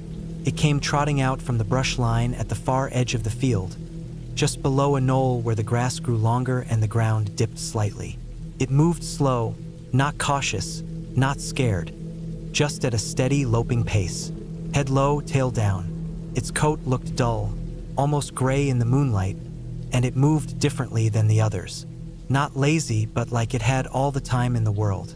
No hurry, no fear. I figured, all right, one more for the night. It was an easy shot, maybe 200 yards. No wind to speak of, full moon shining down. I dialed my scope slightly, settled my breathing, and squeezed the trigger. The shot cracked and echoed across the valley. But the coyote didn't flinch. It just kept trotting. Same pace, same direction. Never turned its head, never changed speed. I blinked, adjusted slightly, and shot again. Nothing. It just kept going, like it hadn't heard a thing. No reaction. No limp. no stumble. Just that same slow trot across the field. Now, I'm not saying I'm perfect, but at 200 yards with a rifle like mine, I don't miss. Especially not twice. I started to think maybe my zero was off, or maybe I had a bad batch of ammo. I chambered another round, but this time I swapped in one of the tracer rounds I'd packed as a novelty. Figured I'd at least see where the bullet was going. I lined up again, held steady, and pulled the trigger. The tracer left a bright red streak across the field, glowing like a tiny meteor through the air. It passed clean through the coyote's midsection, or at least it should have, because the animal didn't react. Not even a twitch. It just kept moving. No break in its stride, no shift in weight, nothing. Like it hadn't even noticed the glowing red round burn through its guts. I sat back, heart thudding. That made no sense. Now I wasn't scared, not really, but I was confused. Deeply. I've hunted all kinds of game, tracked plenty of wounded animals, even missed more than I like to admit back when I was still learning. But I'd never seen anything like that. It wasn't adrenaline or superstition. It was just unsettling. I wasn't going to waste another round. The tracers were rare, and the rest of my match ammo was expensive. I watched the coyote vanish into the brush near the fence line, and then I climbed down off the roof. Packed up, walked back to my cabin, and locked up for the night. I didn't sleep well. The coyotes were yipping out in the distance around 3 a.m., louder than normal. High-pitched, manic, like they were playing or fighting over something. But I didn't see anything else out the window, just moonlight on the grass and the horses shifting in their pens. The next day, I was up early for a 2-hour ride with a family from Oklahoma. We went up through the aspen groves, came down along the creek, and had no incidents. But when I got back to the barn, I ran into one of the older locals, a guy named Ray who helped maintain the trails and kept his own horses up on the ridge. He was in his 60s, maybe 70s, and had lived in the area his whole life. He was also one of the few people I knew who could outshoot me from a bench rest. I told him about what happened, minus the tracer detail, and he just gave me this look, almost amused. He didn't say anything too specific, but he gave a kind of explanation I didn't really buy at the time. Something about how coyotes were smart, how some of them seemed to know when they were being hunted, how every now and then one of them just couldn't be touched. Not by bullets, not by traps, not by anything. He said he'd seen the same one 3 times in his life, always during a full moon, always moving like it didn't care who saw it. He chalked it up to nature being strange sometimes. I didn't know what to think. I wasn't the type to believe in anything mystical. Still not. But that night stayed with me. Over the next couple of weeks, I kept going back up to the roof of the barn a few more times, rifle in hand. The coyotes stayed quiet most nights. I'd spot 1 or 2 from time to time, but never that same one. Never the one that walked through a bullet like it was fog. What did happen, though, was stranger in a quieter way. I started hearing the yipping again late at night, even on nights when I didn't see anything outside. I'd be laying in bed, half asleep, and suddenly there'd be that distant, sharp howl. Not close, not far, just hanging in the night air like it was waiting to be noticed. I'd get up, check the windows, grab a flashlight, but I never saw anything. The horses didn't seem too bothered. Sometimes one of them would shift or whinny, but never full panic. I'd stand out there on the porch for 10, maybe 15 minutes, rifle slung over my shoulder, waiting for movement. But nothing ever came close. No eyes in the brush, no motion in the field. Eventually, the yipping would stop and I'd go back to bed. That kept happening. Not every night, but often enough that I stopped thinking it was random. It was like the coyotes knew I was listening, like they were just reminding me they were out there. One night, I thought I saw something out near the edge of the field, a shape low to the ground, right where that coyote had vanished weeks earlier. I raised the scope and scanned, but by the time I had a bead on it, it was gone. No shot, just grass swaying in the wind. By late August, the coyote activity had mostly died down. Whether I'd scared them off, or they'd moved further up into the hills, I couldn't say. The ranchers said their calves were safe again, and I didn't hear.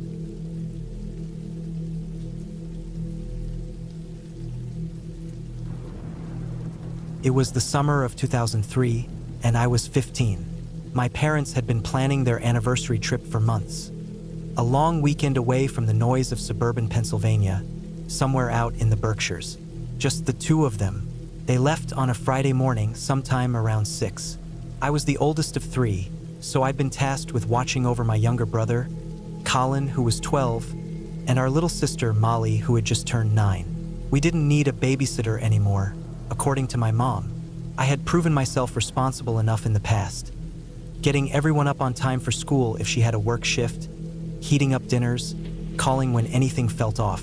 I knew the house well, knew the rules. No friends over, don't use the oven, and call the neighbors if there's an emergency. That was it. The first day started normal. We slept in until about 8:30, wandered down into the kitchen in socks and pajamas. I poured cereal while Colin booted up the old PlayStation. Molly was coloring at the table like she always did in the mornings. The house was still quiet with the early sunlight pushing through the kitchen blinds. We lived in a one-story ranch house on a cul-de-sac just a few minutes outside of town. Nothing ever really happened on our street. Nothing weird, anyway. At 9 a.m., the phone rang. Not my cell phone, the house phone. One of those beige cordless ones with the chunky buttons and the antenna you had to pull up. We all looked at it, but nobody moved. We didn't recognize the number on the caller ID, so we just let it go to the answering machine. A few seconds later, we heard the beep from the living room. Message recorded. Colin joked it was probably a telemarketer. I didn't think much of it either, until I walked by the machine a little while later and saw the red blinking light. I figured I might as well clear it. I pressed the play button and walked away. But when the message started, I stopped in my tracks. It was a man's voice, deep, calm, slow. I am the Viper. I know where you live, and I'm coming to your house today. I stared at the machine as the message ended. It wasn't like a prank. It didn't sound like someone laughing or trying to do a silly voice. It was cold, controlled. There was something about the tone that didn't sit right. It didn't sound like someone messing around. Colin heard it too and stood up from the couch. Molly asked what it was, but I just told her it was some weird message and not to worry. We played it again, and then again. Every time we listened, it got creepier. It wasn't a voice I recognized. Not one of our friends, not a teacher, not even someone off TV. There was something flat about the way he said it, like he didn't care what we thought. For a minute, I thought maybe it was one of those robocalls, but there was no sales pitch, no callback number, just that one line. I am the Viper. I know where you live. I'm coming today. I was starting to feel weird about it. I checked the caller ID again, wrote the number down, and then called it from my cell phone. It rang once and then went to a full mailbox. No name, no message. I figured I'd wait a bit before doing anything. Maybe it was just some prank my parents' friends were playing, or maybe a wrong number, but I couldn't shake the way it made my chest feel tight. Around 10, we were sitting on the floor in the living room, half watching cartoons, half glancing at the phone every few seconds. The air in the room felt heavy now, like something was off-kilter. I kept thinking about the door being unlocked, so I got up and double-checked the front and back. Everything was shut and locked. Still, I couldn't settle down. Then the phone rang again. None of us moved. We just stared at it. After about 4 rings, the answering machine clicked on, and the tape inside began to spin. Another message. I am the Viper, and I'm 2 hours away. I felt like my heart dropped into my stomach. There was no mistaking it. It was the same voice, same calm tone, like he was giving us a weather update or telling us a delivery was running late. Just 2 hours away, like we were counting down. Colin looked at me. He wasn't joking anymore. Even Molly stopped what she was doing and looked nervous. I didn't know what to do, but I felt like we needed to be ready for something, anything. I told Colin to grab the baseball bat from the garage, and I brought the tire iron from the trunk of Mom's car into the kitchen. It felt silly, but I needed something in my hand. I didn't want to call the police yet, not unless something actually happened. If I was wrong, and it turned out to be some stupid prank, I'd never live it down. By noon, we were all on edge. The cartoons were off. We hadn't even eaten lunch. Every creak of the house, every pop of the wood from the summer heat made us jump. Then the phone rang again. I hesitated. Then I picked it up this time, gripping it hard enough to make my hand shake. I didn't say anything at first, just pressed it to my ear. The voice came through almost immediately. "I am the Viper, and I'm 1 hour away. You better close all the windows." Click. That was it. I dropped the phone and bolted around the house, locking every window I could find. Colin followed, checking the basement and the garage windows. We pulled the blinds shut, closed every curtain. The house started to feel smaller and smaller, like it was shrinking in on us. We tried turning on the TV again, but the noise just made it worse. Felt like something was coming, something real. The idea that someone was out there, counting down the hours until he reached us, made my whole body itch with anxiety. At 1, the machine clicked again. "I am the Viper, and I'm in your neighborhood." I grabbed the bat and sat by the front door. Colin had the tire iron now, and he was walking slow laps from the living room to the back. Molly was tucked into a corner of the couch under a blanket, even though it was hot. Her eyes didn't leave the door. I tried to calm down. Maybe someone was watching us. Maybe that was the point, to scare us into hiding. But how would they know we were even alone? Another hour passed, and just when I thought maybe this would end and it had just been some dumb joke that got out of hand, the phone clicked one more time. "I am the Viper, and I'm on your street." That did it. We pushed a chair under the doorknob, dragged a shelf across the back door. We pulled kitchen chairs into the hallway and sat behind them like barricades. I don't know what we thought we were going to do, but at least we were together. We waited 20 minutes, 30, and then 3 loud knocks at the front door. My whole chest seized up. I could hear Molly whimpering behind me. Colin gripped the tire iron like he was going to swing for his life. I got up, legs shaking. I walked toward the door. I stopped, took a deep breath, and forced the words out. Who is it?" For a second, there was nothing, just silence. Then a voice, bright, cheerful, and heavily accented, came through. "Yes, I'm the Viper. I'm here to vipe the windows." I stood there, frozen. There was a van parked in front of the house. A man in a gray jumpsuit was standing on the porch, holding a long squeegee and a bucket. He had a smile on his face, like he'd just delivered the punchline of a joke. I unlocked the door slowly, pulled it open just a crack. He looked at me, confused. "I come every 3 months, yes? Your mother scheduled me. I'm the Window Viper." It hit me all at once. Window Viper. He meant window wiper. I almost collapsed with relief. I asked him to hold on, closed the door, and then ran to find the schedule Mom had left on the fridge. Sure enough, there it was in her handwriting. Friday, 2 p.m. window guy. We hadn't read it, hadn't even looked at it. I didn't know whether to laugh or cry. I opened the door again and told him to go ahead. I explained that my parents were away and I'd just forgotten. He nodded and got to work. Colin and I slumped on the couch afterward, still holding the bat and the tire iron like idiots. Molly finally started to giggle. I think we were all just relieved it was over. For the rest of the weekend, we kept the doors locked and the blinds closed, just in case. But there were no more calls, no more countdowns. When my parents got home Sunday evening, we told them everything. My mom nearly cried from laughing when she realized what happened. My dad just shook his head and said we'd done the right thing. Better safe than sorry. We still joke about the Viper sometimes, but I'll never forget that feeling. Sitting in the dark, clutching a bat, waiting for a man to arrive at our door. It might have been funny in the end, but during those long, silent hours, it was the scariest thing I'd ever felt.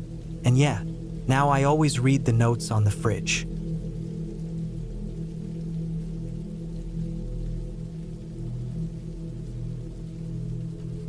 It was the summer of 2009 when this happened, one of those stiflingly hot and humid summers we get deep in central Alabama. I was 22 at the time, still living at home with my mom on a small property that butted right up against the edge of the Talladega National Forest. Our house sat right at the transition line between cleared land and dense forest, one of those places where if you stepped 50 feet off our back porch, the woods swallowed you completely. We lived far enough from the main road that we didn't get much in the way of drive-by traffic. If a car came down our gravel driveway after dark, it was either someone who knew us or someone who shouldn't be there. We weren't paranoid people by nature, but we were careful. When you live out there in the middle of nowhere, you're your own first responder. There's no waiting on police or animal control. You handle your own business, especially when it comes to the kind of pests that like to come snooping around when the sun goes down. We had a problem that summer with armadillos. They were tearing up my mom's garden night after night. She had busted her tail getting that garden just right, planting rows of tomatoes, beans, squash, cucumbers, the whole 9 yards. It was her pride and joy. So when those armored little bastards started rooting up the place like they owned it, something had to be done. Our solution was pretty straightforward. Every night around 10 or 11 p.m., I'd grab my old Mossberg 500, load it up with some shells, slap a flashlight onto the pump rail, and take a walk around the property. Most nights I'd catch a glimpse of a couple of them nosing around the compost pile or near the back row of tomatoes, and I'd do what I had to do. Not the most glamorous task, but necessary. This one night in particular, I want to say it was early July, I'd gone through my usual routine. It had been a scorcher of a day, the kind of day where the air feels like you're breathing through a wet rag. Even after sundown, the heat just hung in the air like a heavy curtain. There were no clouds, no moon, and barely a breeze. The cicadas were going strong, and the tree frogs were singing their usual chorus in the distance. I stepped out the back door with the shotgun slung across my chest and did my slow loop around the property, checking the fence line, garden perimeter, and wood line. Everything was routine until I started making my way back toward the house. That's when it hit me. Not something I saw, but something I felt. It was like the entire world had drawn a sudden breath and held it. Every sound stopped. No crickets, no frogs, not even the soft rustle of wind through the leaves. Just an empty, unnatural silence that was louder than any noise I'd ever heard. I stopped in my tracks about 20 feet from the back door and just stood there, scanning the area. The flashlight beam was solid and sharp, cutting through the dark, bouncing off the glossy leaves and garden stakes. I swept it left to right and then stopped when I got to the tree line about 50 yards out. That's when I saw them. A pair of eyes, glowing red like coals, staring straight at me from the edge of the forest. They were about 4 feet off the ground, which in and of itself wasn't unusual. I'd seen deer, coyotes, raccoons, foxes, you name it. A shine is normal, but these were different. For one, they were spaced way too far apart, at least a foot or more. Way too wide for a deer, and there was nothing else. No shape, no fur, no body, no movement. Just those eyes, suspended there in the dark like someone had glued them to an invisible wall. I froze. Every instinct I had screamed at me that something was wrong. I've hunted feral hogs at night. I've been stalked by a bobcat on a trail. I once walked up on a black bear while checking trail cams. But nothing, not one of those experiences, made the hair stand up on my neck the way those eyes did. My brain was racing to explain it. Maybe it was an optical illusion. Maybe I was tired. Maybe the angle of the light was catching something just right and making it look unnatural. But none of those thoughts stuck. I knew something wasn't right, and every cell in my body was screaming to leave. I raised the shotgun, flicked the safety off, and aimed square between those eyes. Boom. The flash of the muzzle lit up the night like a firecracker. I expected whatever it was to bolt or duck or at least flinch, but those eyes stayed right where they were. They didn't even blink. And then, just a second later, I heard it. A growl. Not like a dog.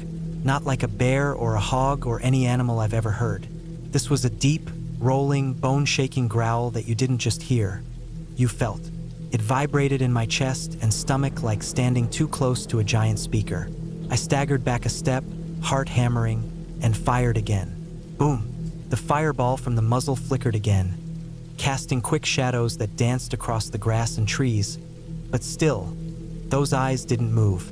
I couldn't see what they were attached to, but they weren't leaving, and neither was the growl.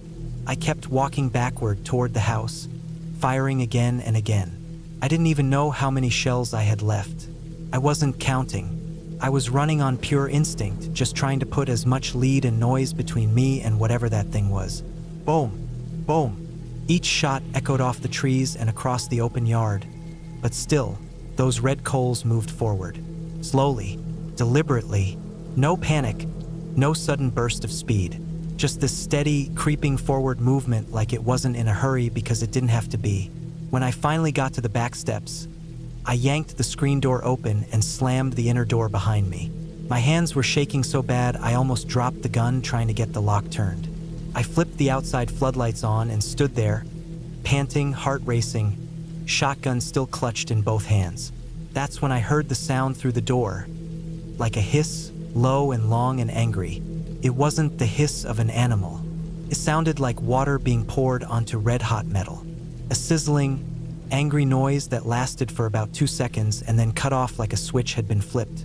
I stood there for what felt like hours, waiting to hear more, waiting for the sound of footsteps on the porch, the slam of claws on the wood, the growl again, but nothing came.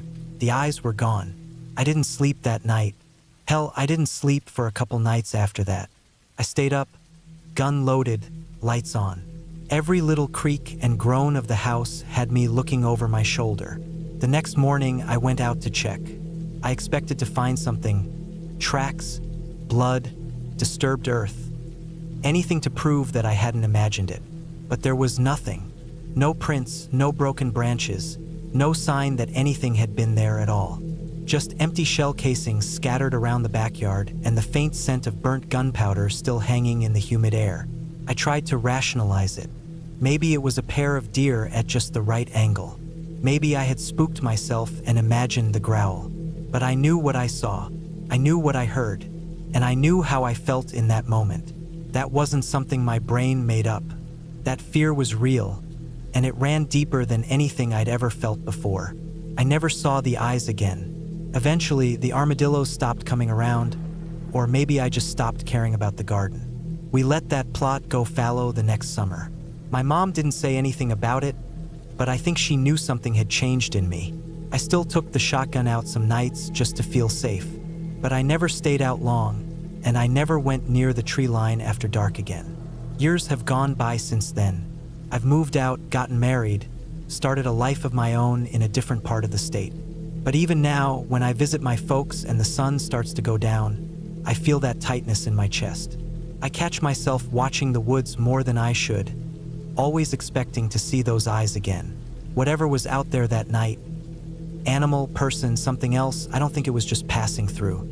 I think it saw me as much as I saw it, and I think it wanted me to know that. Sometimes, when I'm up late and the house is quiet, I'll close my eyes and I can still see them, hovering just at the edge of the dark, glowing like embers, unblinking and cold. But I never saw them again, and I don't think I ever want to.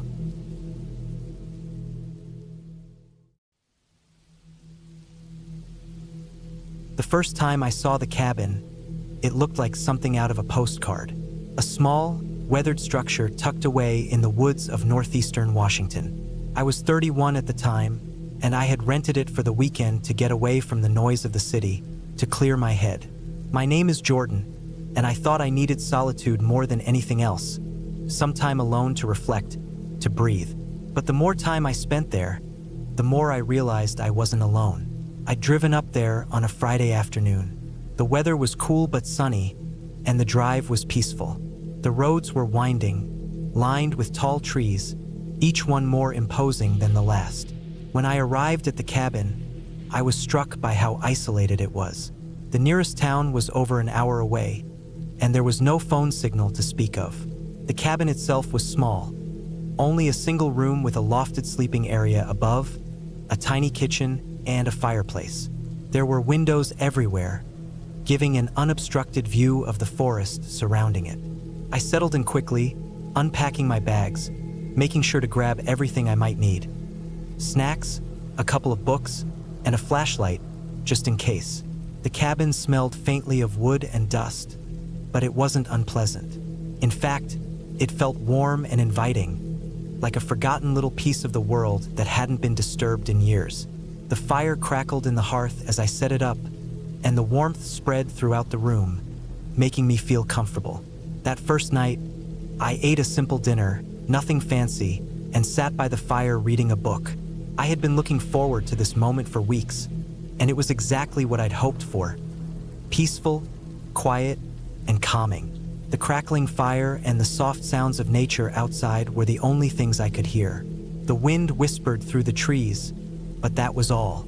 Around midnight, I turned off the lights, leaving only the glow of the fire. I climbed into the loft, pulling the thick blankets over me. I couldn't help but smile at how peaceful everything felt, how remote. I drifted to sleep quickly, the last thing I remember being the scent of pine from the forest outside. But then, somewhere in the middle of the night, I woke up. At first, I couldn't remember why. The cabin was dark now. The fire had long since died down. I lay there, staring up at the ceiling, trying to make sense of the strange feeling crawling under my skin. It wasn't fear, not exactly. It was more like an awareness, like something was just out of sight but watching me. I shook it off, telling myself it was nothing. It had to be nothing. But then I heard it. A faint sound, like a twig snapping, but very faint. My heart skipped a beat. I sat up in bed, straining my ears, listening. There it was again. A soft snap of something breaking. I wasn't imagining it, but I also couldn't tell where it was coming from. I grabbed the flashlight from the table beside the bed and flicked it on, casting a small beam of light into the corners of the room. Nothing seemed out of place. The room was still, too still. I waited, holding my breath, the silence pressing down on me. Then the sound came again. This time it was closer, and it wasn't a twig snapping. It was the sound of something scraping against the cabin wall. I stood up, my legs shaky, and moved to the window. I peeked through the curtains, but all I saw was the dark expanse of trees, moving gently in the wind. No one was there. Still, I couldn't shake the feeling. I moved slowly to the door and unlocked it, stepping outside onto the porch. The air was crisp, cold even, but there was no one around. I scanned the darkness, shining the flashlight in every direction. The only sound was the soft rustle of leaves. No footsteps, no voices, just the sound of nature. I told myself I was being paranoid. It was just the wind, or perhaps an animal brushing up against the cabin. I went back inside, locked the door, and tried to calm myself. But sleep didn't come easily. I lay there, staring at the ceiling, listening for any sign of movement.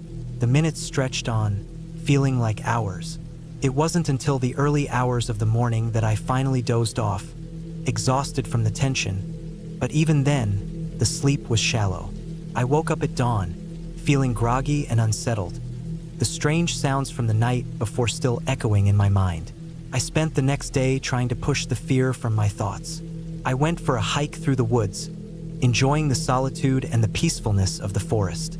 The towering pines swayed gently in the wind, and the air was thick with the scent of earth and pine needles.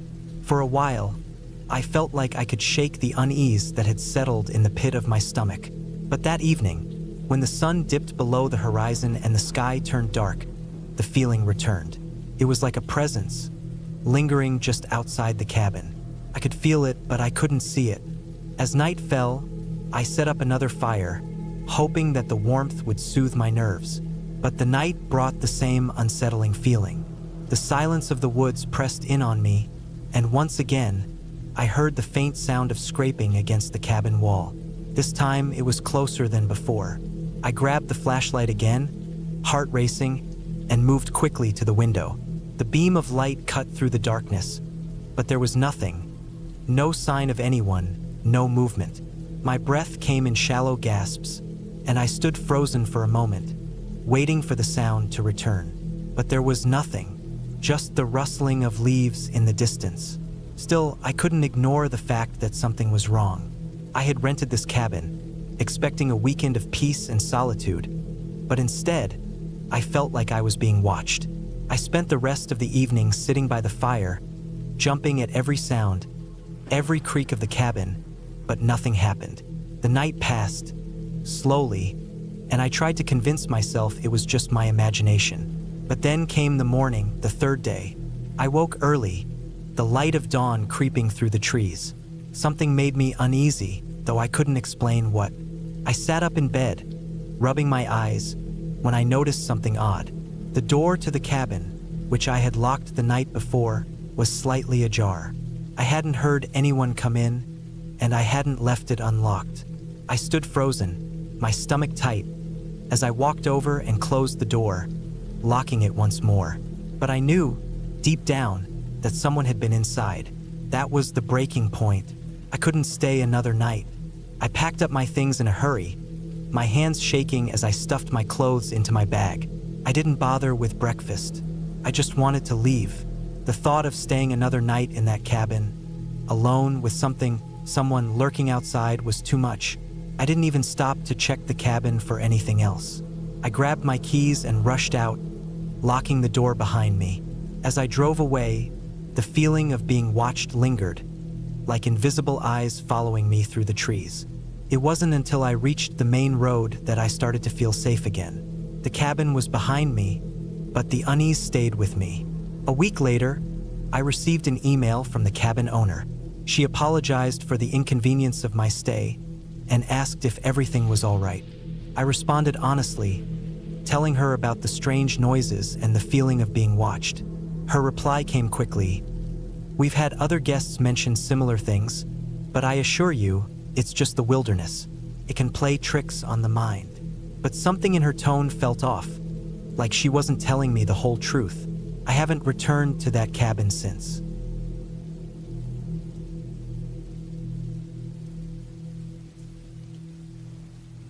I had always thought I knew what it meant to be alone, but nothing prepared me for the solitude that came with this trip.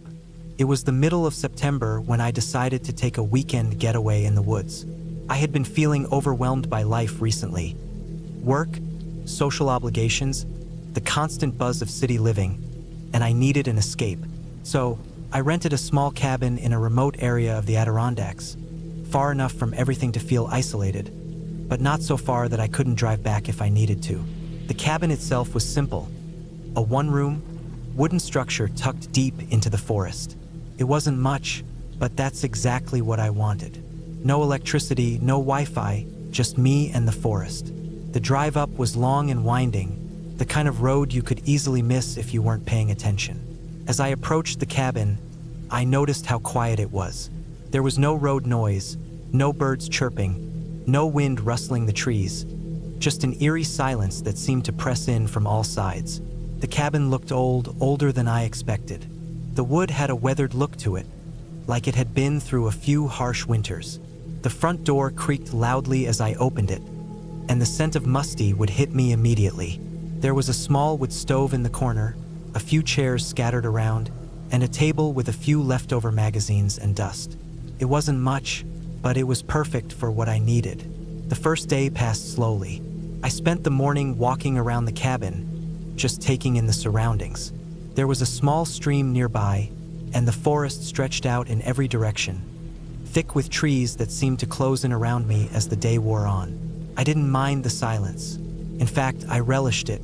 It was only after the sun began to set that I started to feel a strange unease, but I chalked it up to the fact that I was alone in a cabin in the middle of the woods. It's normal to feel a little uneasy when you're in a place so far removed from civilization. That evening, I cooked myself a simple dinner over the wood stove. Nothing fancy, just pasta and canned sauce. As I ate, I stared into the fire, the crackling of the logs filling the cabin. The firelight cast long shadows on the walls, and I noticed something odd. There was a faint scratching sound coming from somewhere in the walls. At first, I thought it was just the house settling, but the sound persisted, rhythmic and steady. I tried to ignore it, telling myself it was just an animal, maybe a squirrel or a raccoon. After all, the cabin was old, and I had seen signs of wildlife around the area. But the sound didn't stop, and it grew louder, closer. I stood up and walked around the cabin, trying to pinpoint where it was coming from. The walls were thick, and the sound seemed to come from all around me. There was nothing I could do. I wasn't about to start tearing apart the cabin to investigate. Instead, I sat back down, told myself I was being paranoid, and tried to focus on the fire. The next morning, I woke up to an odd sight. The door to the cabin was slightly ajar, just enough to let in a sliver of light. I hadn't left it open the night before, I was sure of it. I had locked it before going to bed. It didn't make sense.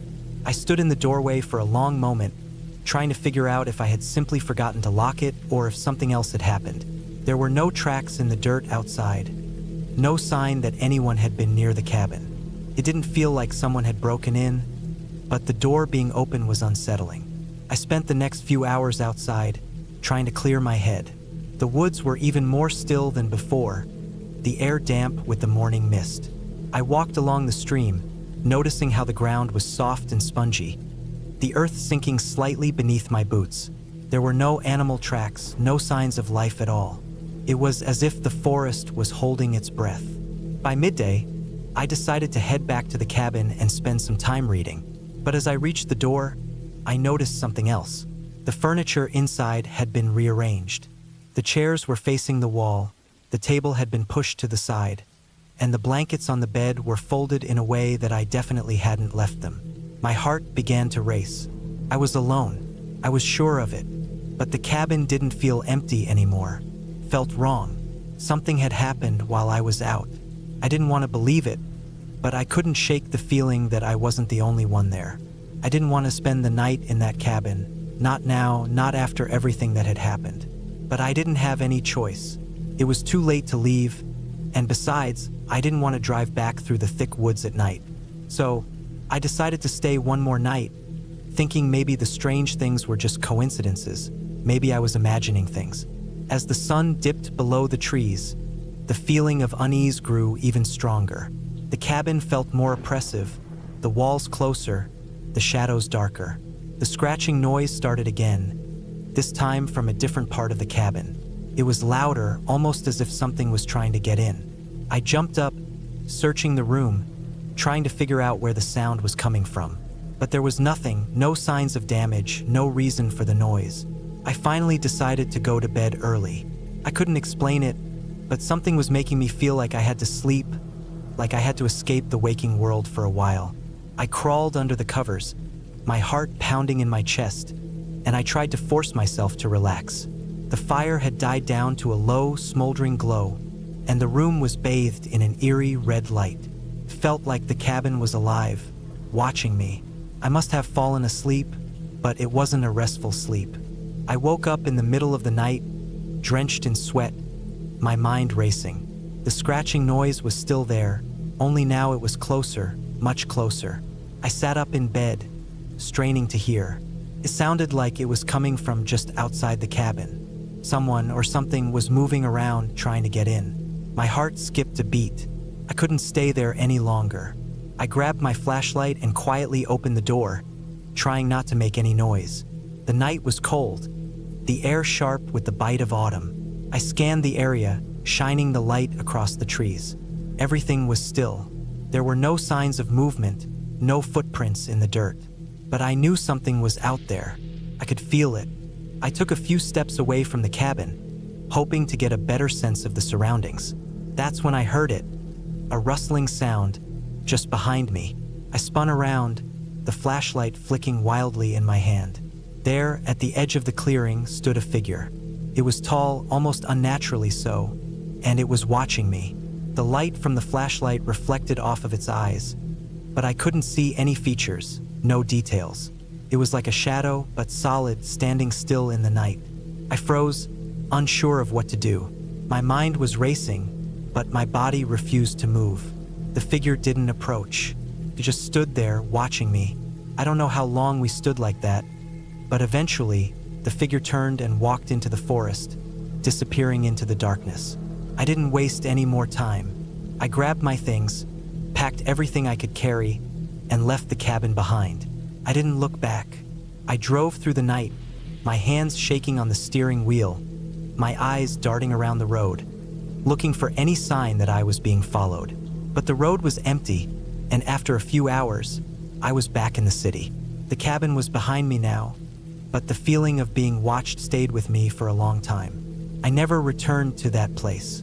Couldn't. The thought of it still sends a shiver down my spine. Years later, I heard a rumor that the cabin had burned down in a fire, but I never went to check. Some things are better left in the past, hidden in the woods where they belong. and I've never been alone in the woods again.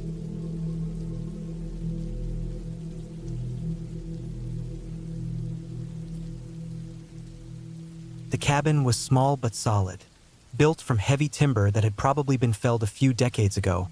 Its walls showed signs of age, slightly warped floorboards, a few cracks running through the wooden frame, and the unmistakable smell of pine that filled the air the moment I opened the door. I had arrived at the cabin in the small town of Pine Ridge, tucked away in the northern parts of Idaho, about 4 hours outside of Boise. It was mid-November, the air crisp with the onset of winter. I was 27, looking to get away from the grind of everyday life, and had booked the place for a week.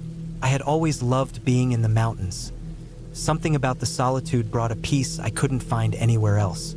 The town was practically empty this time of year, the snow starting to accumulate at the edges of the dirt roads. I had no idea why the cabin had been so affordable for such a remote location.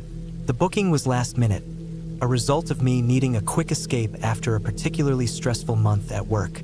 When I showed up, there were no other vehicles nearby, no signs of life. Just the low, dense fog curling over the ground and the trees stretching up into the sky like dark spires. Inside, the cabin was surprisingly cozy. A small kitchen, a living room with a wood-burning stove, and a tiny loft that overlooked the space below. The only furniture was a beaten-up couch, a couple of chairs, and a small, sturdy table. There was a fireplace too, stone and cold at the moment, but I planned to light a fire later. As I unpacked my bag, I realized how quiet it was. Not the usual quiet of the countryside, where the occasional bird call or rustling leaves would break the silence. No, this was different, dead quiet, the kind of quiet that almost felt oppressive, like something was waiting. That first night, I tried not to dwell on it. I lit a fire in the stove, boiled some water for coffee, and sat on the couch with a book. As I read, I couldn't shake the feeling that someone, or something, was watching me. The house creaked occasionally, the wind howled outside, but that nagging feeling stayed with me. Still, I chalked it up to the isolation. After a long day of driving, I was exhausted, so I turned in early, hoping the next day would feel better. The next morning, I woke up to the light creeping in through the cracks in the curtains. The smell of the wood stove was still lingering in the air, and the cabin had warmed up nicely. The world outside was coated in a thin layer of frost, the early sunlight catching on the frozen ground, turning it to a soft silver. I spent the day hiking around the area, enjoying the quiet, the fresh air, and the incredible views. Pine Ridge was small, but it was surrounded by thick forests that seemed to go on forever, and I spent a couple of hours following a trail that wound deeper into the trees. There was something peaceful about being out there, just me and the wilderness. When I returned to the cabin late in the afternoon, the sun was dipping below the horizon. The wind had picked up, rustling the branches above, and a thin veil of fog had begun to settle in again. I noticed something strange as I approached the cabin. The door was slightly ajar. I was sure I'd closed it all the way before I left. I hesitated for a moment, a chill running down my spine, but then I shrugged it off. Maybe the wind had forced it open. I pushed the door fully open, the hinges creaking in protest, and stepped inside. The interior seemed untouched, but that same uneasy feeling returned. The air felt wrong, heavier. The smell of the wood stove was gone, replaced by something earthy, damp, almost like the scent of decaying leaves, but more pungent. I locked the door behind me and made a mental note to check the windows to make sure they were sealed properly. It was getting colder. The fog had settled thick against the windows, and there was no sign of anyone else nearby. That night, I stayed up late reading, trying to push the weird feeling aside. The wind howled outside, rattling the windows, and every now and then I'd hear a loud thud from somewhere outside. It was the kind of noise that made me jump, branches falling probably, but it was unnerving. Around midnight, I finally went to bed. The bed was surprisingly comfortable, the blankets warm against the cold. I closed my eyes and tried to relax, but the unease I'd felt all day never fully went away. As I drifted to sleep, I heard something scratching, faint but distinct. came from outside the cabin, somewhere near the back. I ignored it, assuming it was an animal, maybe a raccoon or a fox. But when the sound grew louder, a bit more frantic, I found myself sitting up in bed, staring into the dark room. The scratching continued, rhythmic and insistent, until it stopped suddenly.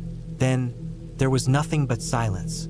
My heartbeat was loud in my ears as I strained to listen. After a few long moments, I convinced myself it was nothing more than an animal, and I lay back down, trying to push the thought from my mind.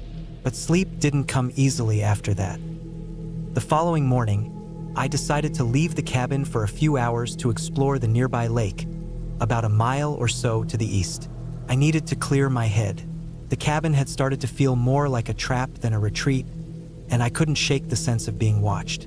The lake was beautiful, frozen over in places, with a layer of snow covering its surface. I walked along its edge, trying to stay focused on the scenery, but every few minutes, my eyes would flicker back toward the trees.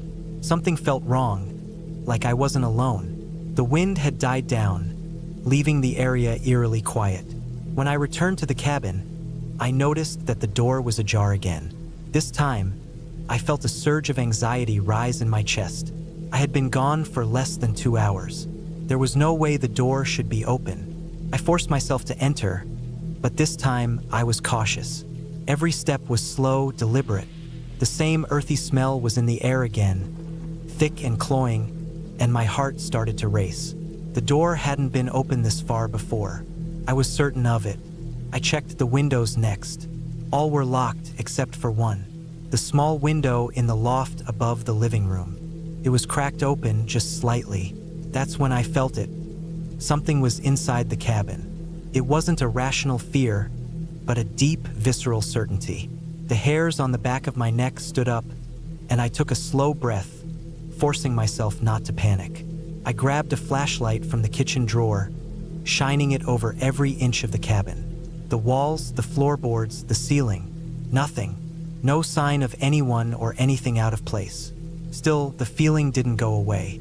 I spent the rest of the afternoon checking and double-checking every lock and window. When evening came, I decided to light a fire in the stove, thinking the heat would at least distract me from my growing anxiety. But it didn't help.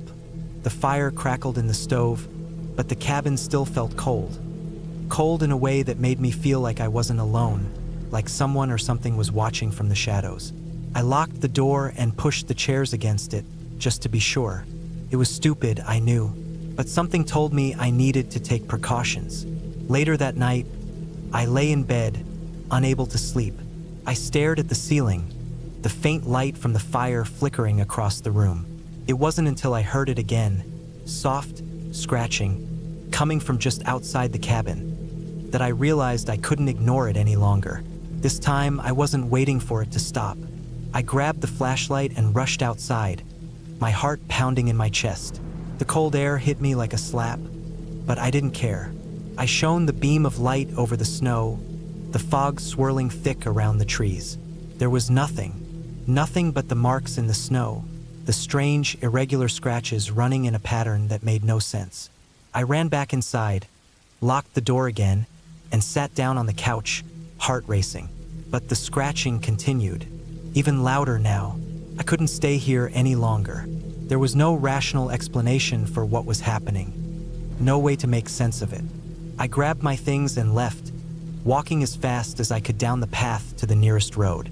The cabin was silent behind me as I walked away, the door still slightly ajar. The snow had started to fall heavier now, but I didn't look back. Whatever was out there had made its presence known. When I finally reached the main road, I flagged down a passing car, desperate to get as far away as possible. I never went back to the cabin, and I never found out what was responsible for the strange noises, the scratches, or the feeling of being watched. But I'm certain of one thing: the place was never meant to be lived in. Something was there, something that didn't want anyone to stay too long.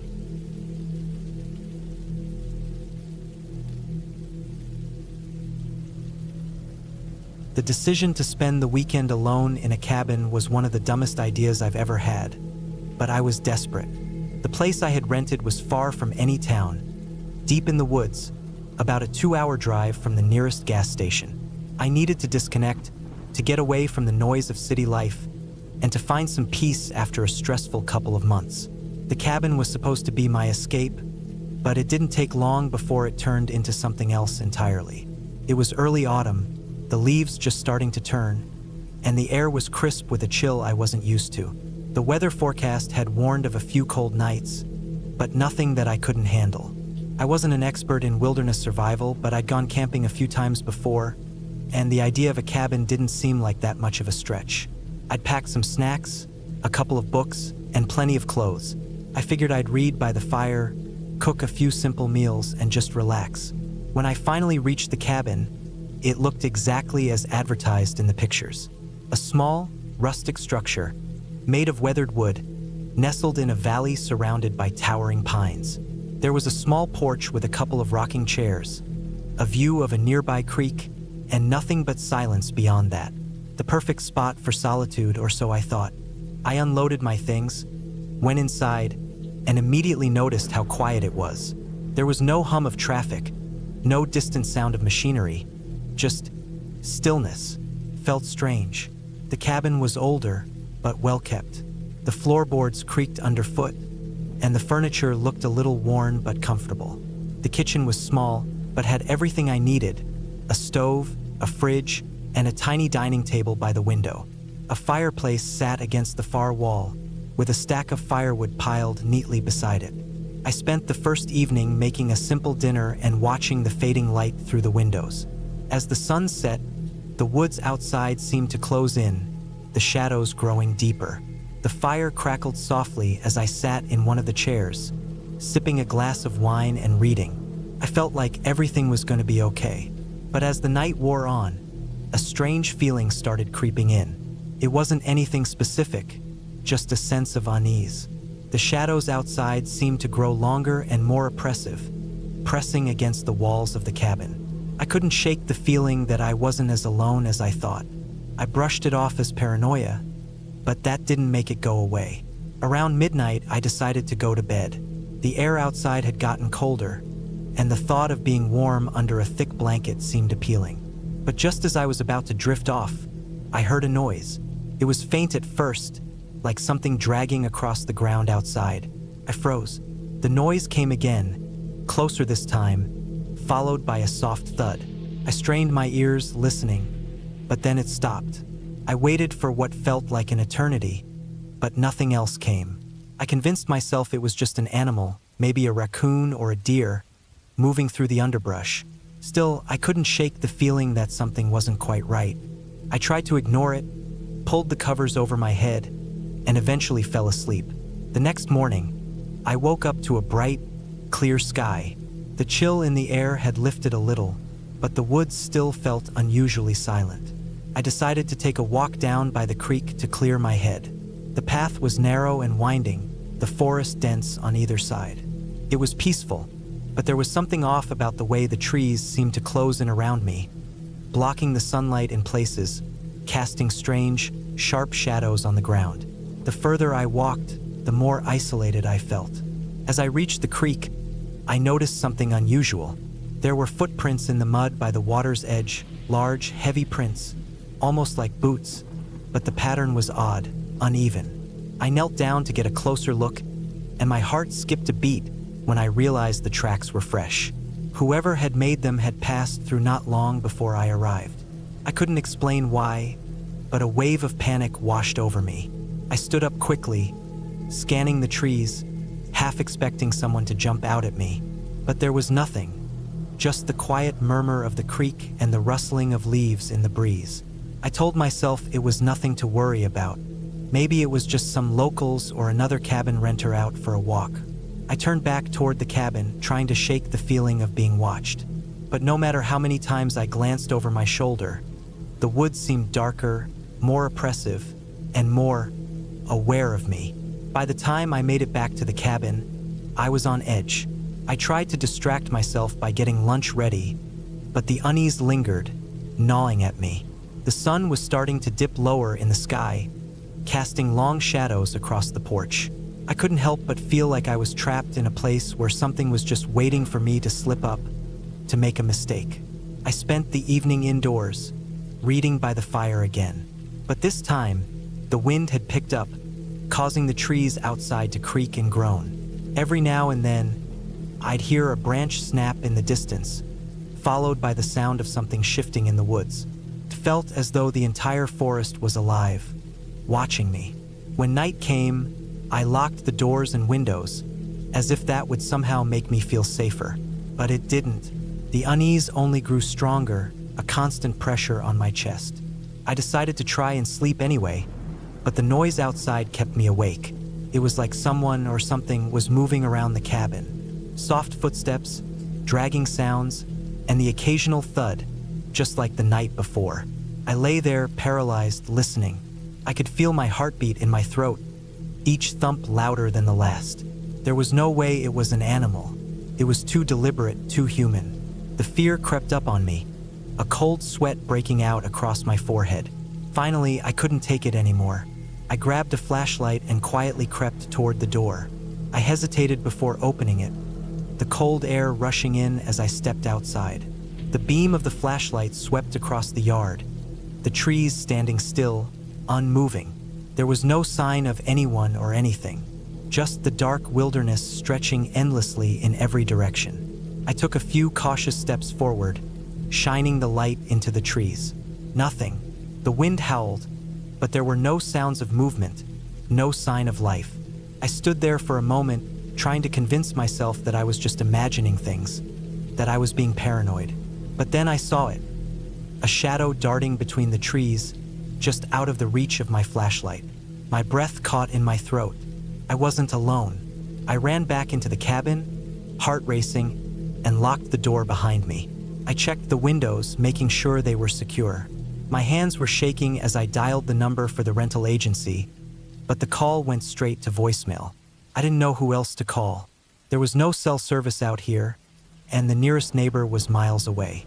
I spent the rest of the night huddled in the cabin, trying to stay as quiet as possible, listening for any sounds of movement. Every creak of the floorboards, every gust of wind, made me jump. The hours dragged on endlessly. I was exhausted, but I couldn't sleep. By morning, I was a wreck. I decided I needed to get out of there, to drive back to the safety of civilization. But when I tried to start my truck, it wouldn't turn over. I tried again. Nothing. Panic set in. That's when I heard it again, the sound of footsteps outside. I grabbed my bag, the flashlight, and whatever else I could find, and bolted for the door. There was no way I was staying another minute. I didn't look back as I ran through the woods, my mind racing. The trees seemed to close in even more, the shadows thickening around me. But I kept running, stumbling through the underbrush, not caring about the scratches on my arms or the branches slapping at my face. I needed to get out. Eventually, I stumbled upon a road, and to my relief, a car passed by. I waved it down frantically, and the driver pulled over. They were kind enough to take me into town, and I didn't stop talking until I was safely back in a hotel room, away from that cursed cabin. I never did find out who or what was out there in those woods. I'm still not sure if it was a person or just my mind playing tricks on me, but I learned my lesson. Some places are better left unexplored, and some silence is better left undisturbed.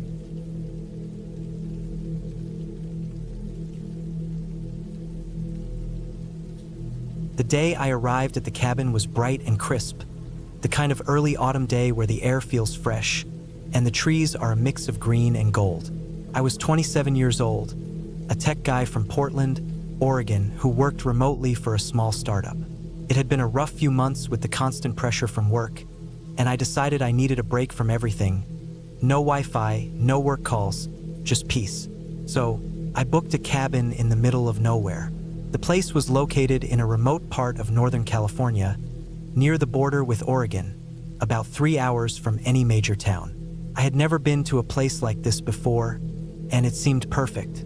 A quiet retreat, far from the noise of city life. The cabin itself was small, just a single floor with a stone fireplace and a lofted bedroom. It had been built decades ago, according to the listing, and hadn't been renovated much, which only added to its charm. The wooden beams creaked underfoot, and and the air inside smelled like cedar and old pine. It was exactly what I wanted: rustic, simple, and away from the world. When I first arrived, I noticed the lack of any nearby neighbors. The only sound was the wind in the trees, and even that was faint. The forest around the cabin stretched for miles, the tall pines standing like silent sentinels.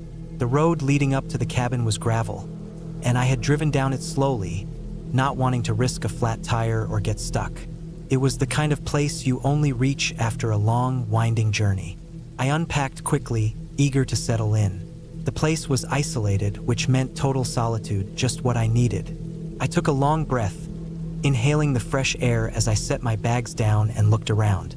There was a small creek about a quarter-mile from the cabin, its babbling waters creating a soft background noise.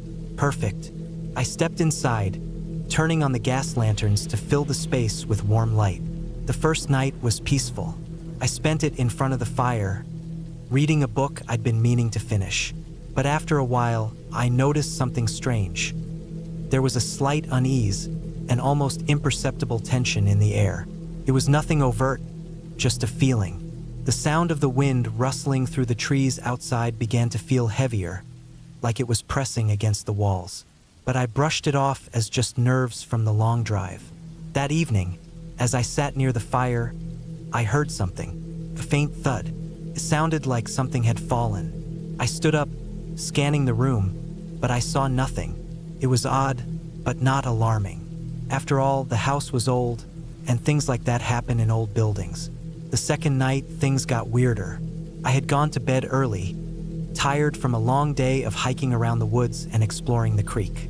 I hadn't seen a single soul, which only added to the sense of being truly alone.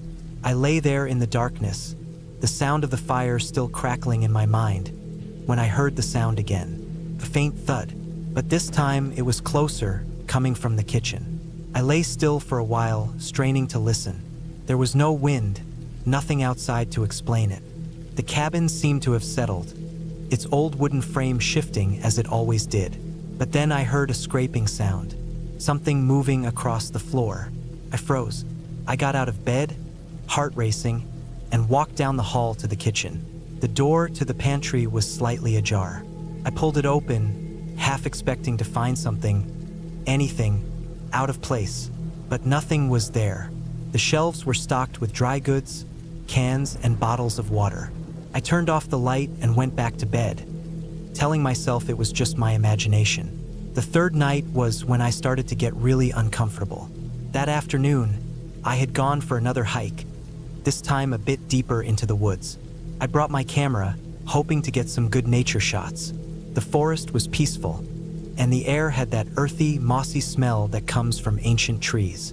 But something about the deeper parts of the woods felt different. It was as if the trees were closing in on me. I couldn't shake the feeling that I was being watched, but when I turned around, there was nothing there. I convinced myself I was just being paranoid. After all, it wasn't like I was the only person who'd ever been in these woods. I returned to the cabin at dusk, my nerves a little frayed. The cabin looked the same, but it felt different now, more like a trap than a sanctuary. I made dinner, and once again, as I was finishing, I heard the thud. This time it was unmistakable, right behind me in the hallway. My breath caught in my throat, and I grabbed the first thing I could find, a cast iron skillet from the stove. I stood in the doorway to the hall, trying to steady my nerves. I waited. I listened. The silence was deafening, but nothing moved. After a few minutes, I felt foolish, but the feeling of being watched had grown even stronger. There was something out there, just beyond my sight, waiting. The fourth day, I decided to leave. I'd had enough. The isolation, the sounds in the night, the creeping sense that something wasn't right. It all got to me. But when I went to start the truck, it wouldn't start. The engine sputtered but refused to turn over. I checked the battery, the fuel, everything seemed fine, but the truck just wouldn't run. My heart sank. I was stranded. I spent the next few hours trying everything I could think of, but nothing worked. The sun was setting, casting long shadows over the cabin, and as the darkness crept in, the atmosphere felt even heavier. That night, I locked all the doors and windows, sat in front of the fire, and stared at the flickering flames. I didn't want to leave, but I didn't want to stay either. I felt trapped. The night was the worst yet. I lay in bed, wide awake, listening. The thuds, the scraping, all louder now. They were coming from the attic, I was sure of it. I climbed up the stairs to the attic door. My hands shook as I turned the knob, pushing it open. The air was stale, the room filled with old boxes and furniture covered in dusty sheets. But there, on the far wall, was something new. A small, half-finished drawing, scratched into the wall with something sharp. It was a crude figure, a face with no eyes. I couldn't stop staring at it, something about the roughness of it unsettling. Then I noticed something even worse, footprints. Barefoot prints, leading toward the far corner of the attic, where the ceiling sloped low. My pulse quickened. There was someone else here. I backed away slowly, my mind racing. How had they gotten in? Why hadn't I heard them? But I couldn't think about it for long. My gut told me I needed to leave now. I grabbed my things and ran out of the cabin, not stopping until I was halfway down the road. When I reached the nearest town, I found a mechanic who agreed to look at my truck. He said the engine had been tampered with, the wires cut in a way that didn't look accidental. I never went back to that cabin. It was for sale when I passed through the area a year later. I could never shake the feeling that something had been watching me all along, waiting for me to make a mistake. I don't know who or what was in that cabin with me, but I'll never forget the terror that gripped me those last few days. The sense that I wasn't alone, and that I never would be again.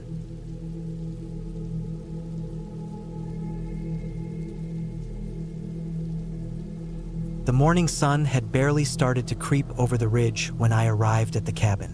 My fingers, numb from the drive, fumbled with the keys as I unlocked the weathered door.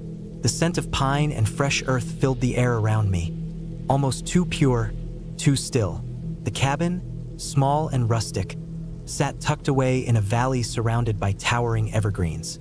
I had driven for hours to get here, far off any main road, no neighbors in sight. It was exactly what I had been looking for, a place to escape. I was in my late 20s, a writer by trade, and I had been desperate for some time alone. The constant noise of city life had begun to wear on me. The daily rush, the incessant beeping of my phone, the hum of traffic, it all left my head spinning. So when the opportunity to rent this cabin in the middle of nowhere came up, I took it. No distractions, no deadlines, just me and the woods. The cabin itself looked like it had been here for decades, maybe longer. The wood was weathered, the shingles on the roof chipped in places. The porch sagged slightly, as if it was settling into the earth, and the windows were covered with grime, their glass dimmed by years of exposure to the elements. But to me, it was perfect. It wasn't much, just a small living space with a single bedroom, a fireplace, and a small kitchen.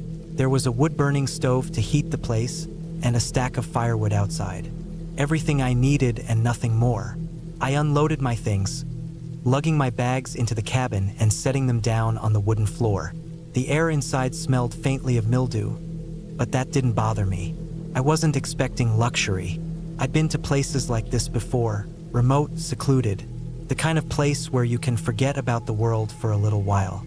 As I settled in, I noticed the silence. It was oppressive at first, almost suffocating. The only sound was the occasional rustling of leaves outside, but even that seemed distant. I decided to shake it off and get started. I pulled out my laptop, set it up on the small table near the window, and began writing. It was peaceful, and after a few hours, the words started to flow. Felt good. I could feel the stress from the outside world melting away. As evening approached, I built a fire in the stove. The light outside dimmed quickly, the sky turning a deep purple, and I found myself thinking about how quiet it had become. Too quiet, almost, but I didn't want to overthink it. I had chosen this place to be alone, after all. Night settled in, and with it came the sounds of the forest. Crickets chirped in the distance, and an owl hooted somewhere far off. The wind rustled through the trees, sending the occasional creak through the walls. But then, there was something else. A faint sound like a soft tap. I froze, listening closely. Came again. Tap, tap, tap, almost like a finger tapping against the wall. I shook my head, trying to dismiss it. It was probably just the wind or the house settling. I had read that old cabins made strange noises. It didn't bother me, not at first, but as the night wore on, the tapping continued. It started faint, almost like an echo of something in the walls, but then it grew louder. Tap, tap, tap, like something or someone was trying to get my attention. I grabbed the flashlight from my bag and walked around the cabin, shining it into every corner. The walls were solid, the windows shut tight. Nothing. No one was there. I told myself it was just the wood, the age of the place, but something felt wrong. The noise was too rhythmic, too deliberate.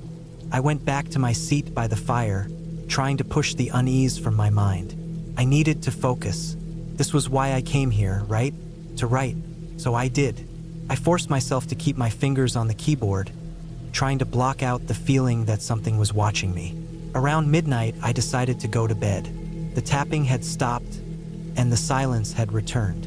I stripped down to my shirt and underwear, climbed under the thick wool blankets, and closed my eyes. But sleep didn't come easily.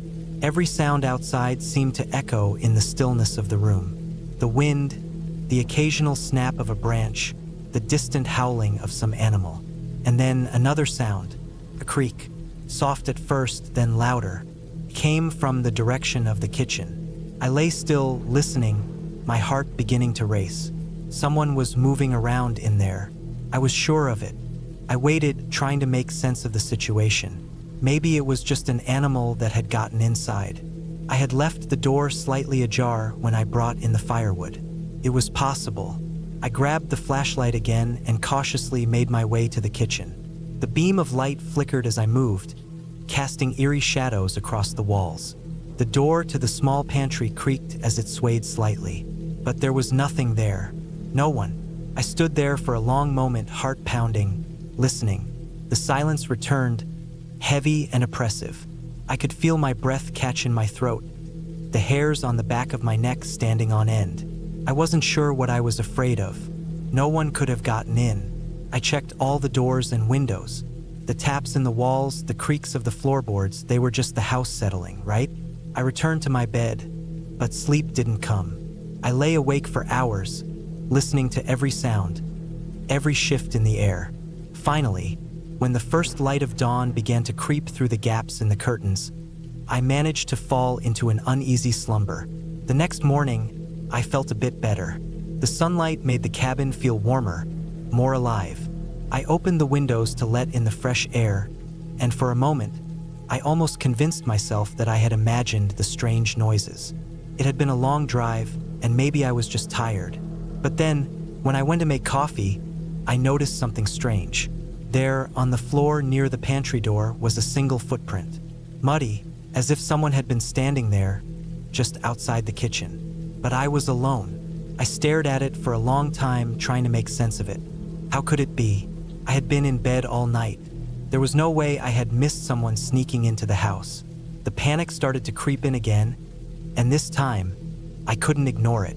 There was someone else here, and I wasn't sure if they were still around. The day passed in a blur. I stayed inside, locking the doors and windows, but I couldn't shake the feeling of being watched. The sun dipped behind the trees, casting long shadows across the cabin. I didn't leave. Not again. Couldn't. The unease gnawed at me. I had to leave, but I didn't want to leave. The idea of being out there in the woods alone was almost more terrifying than staying here.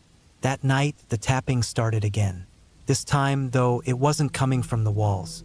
It came from outside, just beyond the window. A soft tapping. A knock almost. I grabbed the rifle that was hanging on the wall, the one I had hoped I would never need, and held it tight, my fingers white-knuckled. The cabin felt smaller now, the walls closing in on me. I sat there in the dark, waiting, listening. The tapping stopped for a moment, and I thought maybe it was just an animal, maybe a raccoon or some other creature. But then it came again, louder, more insistent. I couldn't wait any longer. I had to go. I gathered my things, threw them into my bag, and grabbed the flashlight again. I bolted out the door, heart pounding, not caring about the noise anymore. I just had to get out of there. I ran into the woods, the flashlight beam shaking wildly in front of me. The path was difficult to follow, the trees thick with branches that seemed to reach out and grab at me. My breath was ragged, my pulse quickening. It felt like something was following me, staying just out of sight. Every crack of a twig underfoot made my heart leap into my throat. Every rustle in the trees made my chest tighten with fear. I don't know how long I ran. Maybe it was minutes, maybe hours. But eventually, I found myself at the edge of the woods. The road, my car. I had made it. My hands were shaking as I fumbled with the keys, unlocking the door and throwing myself inside. The engine roared to life, and I didn't stop driving until the cabin was miles behind me. I never went back. I don't know who or what was out there that night, and I don't think I want to.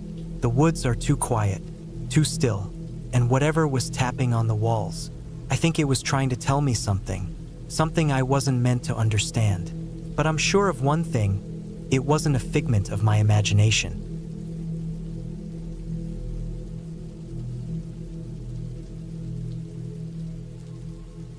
It was the middle of October, and the air had that crisp chill that promised a long winter ahead. The kind of chill that settles deep into your bones, the sort that makes you wrap your arms around yourself and long for warmth. I wasn't used to this cold. I lived in a city most of my life, where autumns were short and mild, so the prospect of spending a weekend at a cabin up in the mountains seemed like an escape from everything. A break from the stress, from work, from the constant noise of city life. I was 28 years old, just trying to clear my mind. I had no idea what I was walking into. I'd rented the cabin from a small listing I found online. The description was simple: cabin in the woods, peace and quiet, fully equipped, perfect for a weekend getaway. The photos were rustic, showing a log cabin surrounded by thick trees and a lake that glistened in the background. The place was far off the beaten path, about a 4-hour drive from the nearest town. I hadn't seen many people who had rented it recently, but that didn't bother me. I figured it would be perfect for a solo retreat. When I arrived, the first thing I noticed was how secluded it was. There were no other houses in sight, just the towering pines stretching to the sky, their branches swaying slightly in the wind. The road was a narrow gravel path, barely wide enough for my car to squeeze through, and the sun was beginning to dip behind the trees, casting long, eerie shadows on the ground. The cabin itself was a little older than I expected. It had a charm to it, but the kind that felt worn, almost like it had been abandoned for too long. The wood was weathered, the shingles on the roof a little crooked. The front porch creaked under my weight as I stepped out of the car, and I could smell the pine needles in the air, mingling with the earthy scent of the cabin's interior. The key was hidden in a small lockbox by the door, which opened easily with a quick twist. Inside was exactly what I had imagined: rustic, cozy, but definitely a little rundown. The first few hours passed in a blur of setting up. I unpacked my things, started a fire in the living room's fireplace, and opened the small windows to let the cool air in. The silence was almost overwhelming at first, and I couldn't shake the feeling that something was off. It wasn't anything specific, just a general unease that settled over me like a weight. The cabin had 2 rooms, one with a small kitchen and the other a bedroom with a large, 4-poster bed.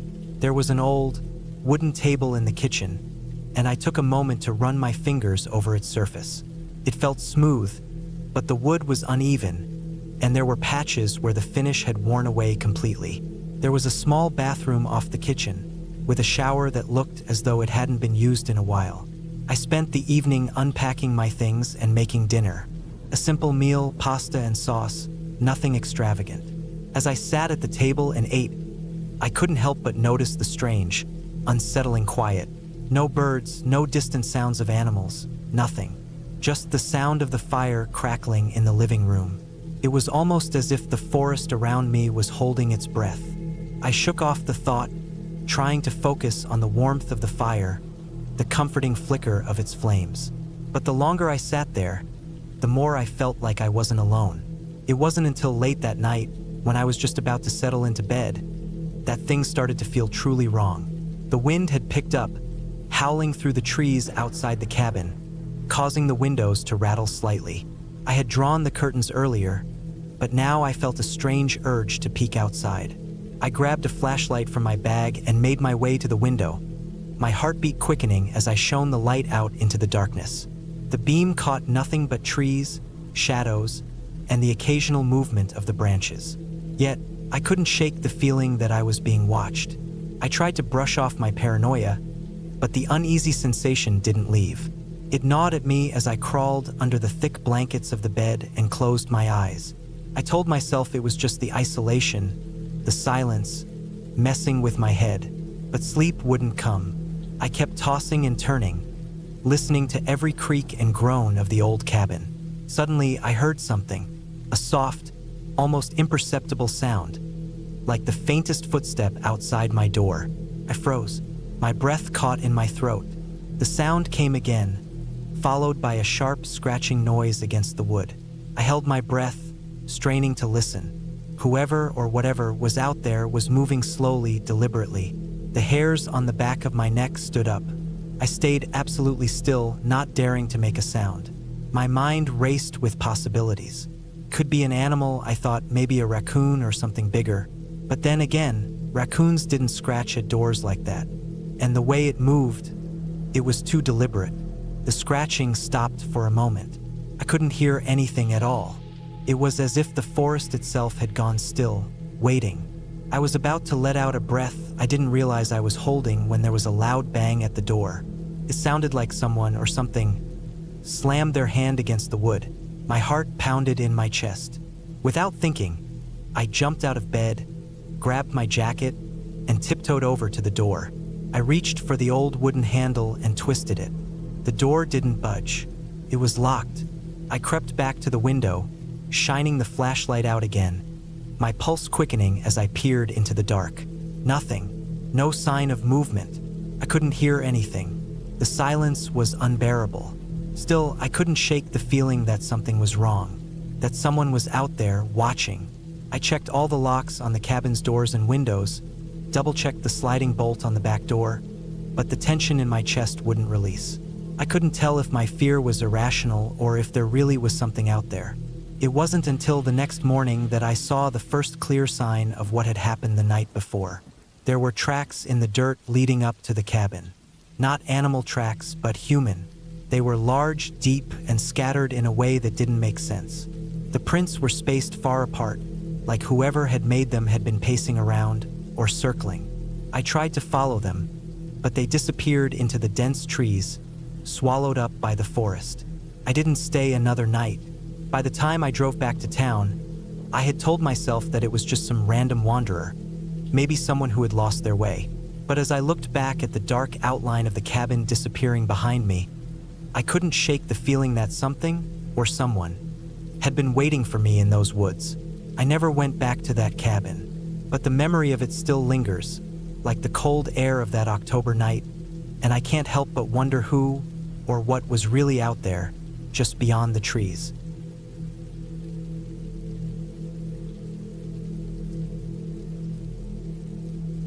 It was the kind of weekend I was looking forward to. A break from the grind, a couple of days to just unplug and be away from the constant hum of the city.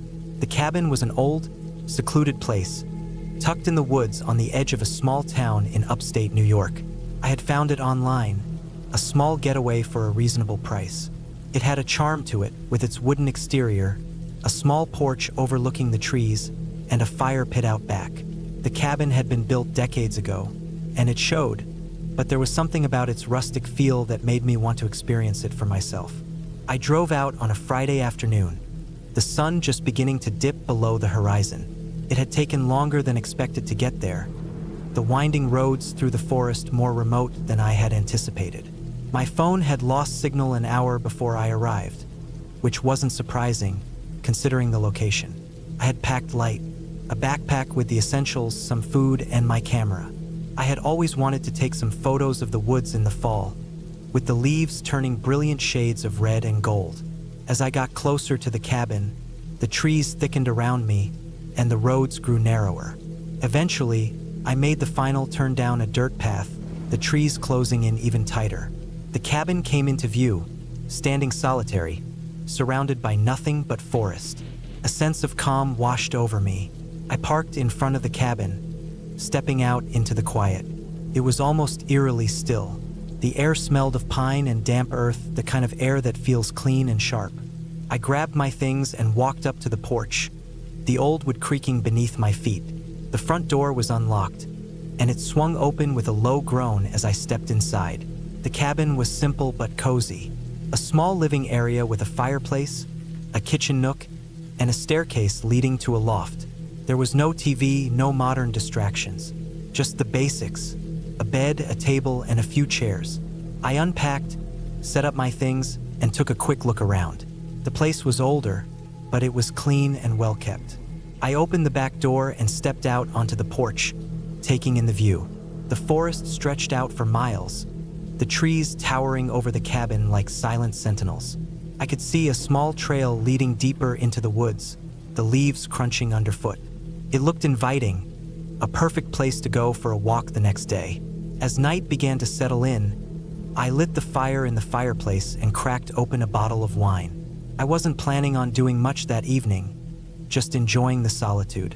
I read for a while, listening to the occasional sound of animals rustling outside. There was something peaceful about being so isolated. No people, no distractions, just me and the wilderness. The fire crackled as I settled deeper into the couch, the warmth wrapping around me like a blanket. My eyes grew heavy, and I decided to head to bed early. The loft had a simple queen-size bed with thick blankets and a single window that looked out over the trees. The wind had picked up, causing the trees to sway and groan in the night. I lay there for a while, staring at the wooden beams above, the sound of the wind playing with the branches outside like a lullaby. But something felt off. It wasn't the wind or the isolation, it was something else. A subtle feeling, a sensation of being watched. I couldn't shake it, even as I pulled the blankets tighter around myself and tried to relax. My eyes flicked to the window, but there was nothing there. The night was still and dark. I eventually managed to drift off to sleep, though it was fitful, filled with strange dreams. I woke up early the next morning, the sun just beginning to pierce through the trees.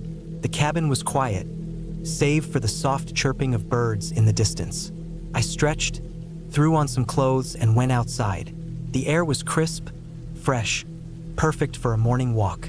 I grabbed my camera and headed toward the trail I had seen the night before. The path was narrow, winding between thick trees and underbrush. The forest felt alive with the sound of wildlife, the rustling of leaves underfoot, and the occasional distant call of a hawk. I walked for what felt like hours, enjoying the solitude. The trail led me to a small clearing where the sunlight broke through the canopy, illuminating a patch of wildflowers. I knelt down to take some pictures when I noticed something odd. A small, weathered rock, half buried in the ground. At first, it didn't seem like much, but as I examined it more closely, I saw that it wasn't just a rock. It was a headstone. Small and cracked, it had the faintest inscription. I couldn't make it out, but there was something unsettling about it. It didn't belong there, in the middle of the forest. I took a few pictures, feeling a shiver crawl down my spine, then quickly moved away from the stone. The woods seemed denser around me now, the trees taller and darker. I followed the trail back to the cabin, trying to shake the odd feeling that had settled in my chest. That afternoon, I decided to start a fire outside. The sun was setting, casting long shadows across the yard. As I was tending to the fire, I heard something, a crackling sound from the trees. I paused, listening. It wasn't the wind. It was too rhythmic, almost like footsteps. My heart skipped a beat. I turned around, scanning the trees. Nothing. The forest was still. I told myself it was nothing, just an animal, a deer, or something else in the distance. But the feeling of being watched was back. I finished the fire, deciding not to go back into the woods that evening. Nightfall came and I retreated inside. The wind was howling again, louder now, and the trees creaked against it.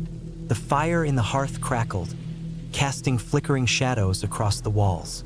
I pulled the curtains closed, feeling the weight of the quiet pressing in on me. I tried to shake the uneasy feeling, but it lingered, tugging at the back of my mind. I didn't sleep well that night. The sounds outside kept me awake. The groaning of the trees, the occasional snap of a branch, the strange feeling that someone or something was nearby. The wind was violent, causing the trees to sway like they were dancing. I kept thinking I saw shapes moving in the shadows, but each time I turned to look, there was nothing there. When morning came, I was exhausted, my mind foggy and my nerves on edge. I decided to head into town to get some supplies and clear my head. The drive was short, just a few miles down the road. The town was small, a few shops and restaurants, a gas station, and not much else. I picked up some food and a few extra supplies and made my way back to the cabin. It was around midday when I returned, and I noticed something strange. The front door was slightly ajar. I was certain I had locked it when I left. I stood frozen for a moment, the hairs on the back of my neck standing up. Had I forgotten? It didn't make sense. I cautiously stepped inside, calling out as I did, though I knew no one would answer. The cabin was empty, silent, but there was something off, a sense that something had been disturbed. The couch cushions were slightly out of place, the rug shifted to one side, as if someone had been sitting there. I quickly checked the rest of the house. Everything else seemed in order except for one thing. My backpack, which had been sitting in the corner of the living room, was now in the center of the floor, the zipper half open. I scanned the room again, my heart pounding. There was no sign of forced entry, no obvious signs of anyone being inside. But I couldn't shake the feeling that I wasn't alone. The door had been opened. My things had been moved. I locked up, double-checked the windows, and tried to convince myself that I was just being paranoid. But then, that night, things took a darker turn. As the evening wore on, the wind picked up again, howling through the trees. But this time, there was something else. A soft thudding sound, like something or someone was knocking against the cabin's walls. I tried to ignore it, telling myself it was just the wind or an animal. But then it came again. Thud, thud, thud. I stood frozen, staring at the walls, the sound echoing in the quiet of the cabin. My breath came fast, my mind racing. I grabbed a flashlight and slowly crept toward the door. The thudding stopped suddenly, and everything went silent. Too silent. I waited, listening. Nothing. But I couldn't shake the feeling that someone was out there. I stood by the door for what felt like hours, flashlight in hand, heart pounding in my chest. Then, finally, I couldn't take it anymore. I rushed to the window and pulled the curtain back just enough to see outside. There, standing at the edge of the woods, was a figure. It was barely visible, hidden in the shadows, but I could see enough. A tall, slender silhouette, unmoving, watching. I didn't breathe. I didn't move. My pulse raced in my ears. I didn't know what to do. Then, after what seemed like an eternity, the figure stepped back into the trees and disappeared. I didn't sleep that night. Instead, I sat by the fire, keeping the light on, and kept watch. The feeling of being watched never left. The next morning, I packed up everything I could and left before the sun fully rose, never looking back. That cabin in the woods is still out there.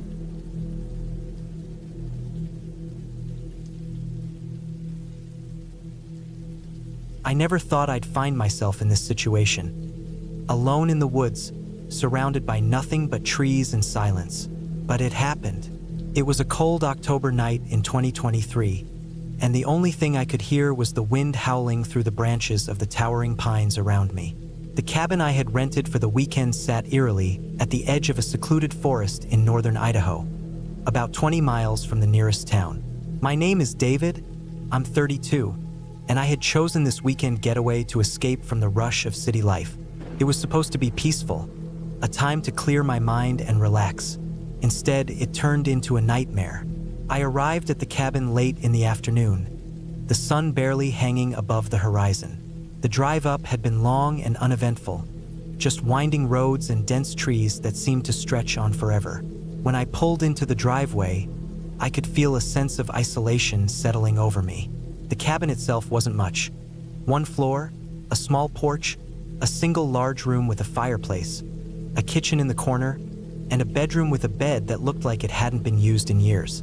The place had an old, worn feel to it, like it had been forgotten by time itself. I unloaded my bags, making sure to bring everything I might need, though I hadn't expected to need much. There was no cell phone service up here, which I had been told about when I made the reservation. It wasn't a problem, I thought. A chance to disconnect from the world was exactly what I needed.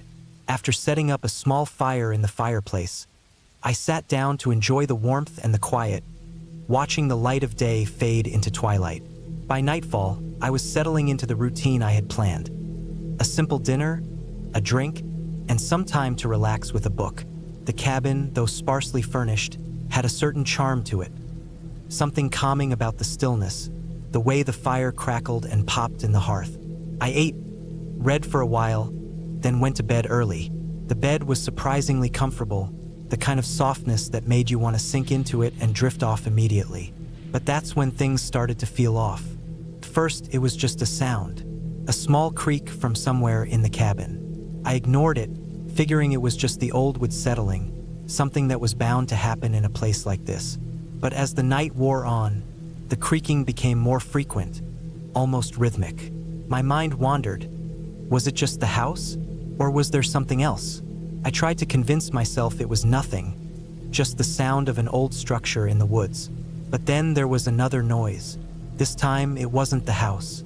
It was something outside, a shuffle, a scrape against the ground. I froze, my heart starting to race. I got up quietly, creeping to the window and peeking through the curtains. All I could see were trees, endless, dark trees. Nothing moved. I waited for a few moments, watching, listening. Then I told myself I was being paranoid, that it was just an animal, a raccoon, maybe, or some other creature. I went back to bed, trying to convince myself I was being silly. But I couldn't shake the feeling that something was wrong. The creaking continued, only now it sounded closer. There were sounds of footsteps, slow, deliberate footsteps around the cabin. My heart thudded in my chest as I lay still, staring at the ceiling, not knowing what to do. I wanted to get up, go check the door, but I couldn't bring myself to move. The thought of going outside alone in the dark, with only the trees as company, terrified me. Then something changed. The footsteps stopped. There was silence, complete, unnerving silence. I waited for what felt like hours, the darkness pressing in around me. It was only then that I heard it, the faint sound of breathing. It was soft, almost imperceptible, but it was there. I could hear it through the walls, like someone was standing just outside my window, watching. I pressed my back against the bed, holding my breath, hoping the sound would go away. But it didn't. The breathing got louder, closer, until it felt like the person, if it was a person, was right there in the room with me. Panic surged through me, and I reached for my phone, hoping against hope that I could get some signal, any connection to the outside world. But there was nothing. I was completely alone. I grabbed a flashlight from my bag, my hands shaking. I didn't know what I was going to do, but I had to check. I had to know if someone was out there. The cabin felt too small, too suffocating. I crept toward the door, the flashlight beam cutting through the darkness. I hesitated, wondering if I should lock the door or call for help, but there was no help to call. Slowly, I reached the door and peeked through the peephole. Nothing. I opened the door cautiously, my flashlight scanning the porch and the area around the cabin. The woods were thick and dark, and the air was cold, but there was no sign of anyone. I stepped outside, my heart pounding in my chest. The silence of the woods was deafening. I moved around the cabin, checking every corner, every window, but still there was nothing, no sign of anyone. I started to feel foolish, like I was imagining things, but the unease didn't go away, clung to me heavy and suffocating. After what felt like hours of searching, I finally went back inside, locking the door behind me. I sat down, trying to calm my racing thoughts. The noises from before had stopped, but the air still felt thick with tension. I knew I wasn't going to get any sleep that night. My mind raced, and the darkness outside seemed to press against the walls of the cabin. Eventually, morning came, though it was gray and overcast. I hadn't slept at all, but I was grateful for the light. It felt safer somehow, even if the uneasy feeling still lingered. I decided to leave the cabin and head back to town. I couldn't shake the feeling that I wasn't supposed to be here, that something was wrong, even though I couldn't explain what. As I gathered my things and prepared to leave, I noticed something strange on the porch. A set of footprints in the mud, leading up to the door. They weren't mine. They were fresh, and they were too large to be the prints of any animal I knew. Someone had been standing outside the cabin. Someone had been watching me. I didn't stick around to investigate further. I grabbed my bags, locked up the cabin, and drove away as fast as I could. The road out of the woods felt like an escape, like I was leaving something behind. And maybe I was. I never found out who had been out there or why they had been watching. But I know one thing for sure, I wasn't going back. When I finally reached town and got a signal on my phone, I called the cabin owner to explain what had happened. She was quiet for a moment before she told me something that sent chills down my spine. "You're not the first to feel that way," she said. "We've had reports of people feeling watched, feeling like something was off. Some people just leave early, but some don't." I never found out who or what had been outside my cabin that night. Maybe it was just a lonely wanderer, someone lost in the woods. Maybe it was something more. But I do know this: I'll never set foot in that cabin again.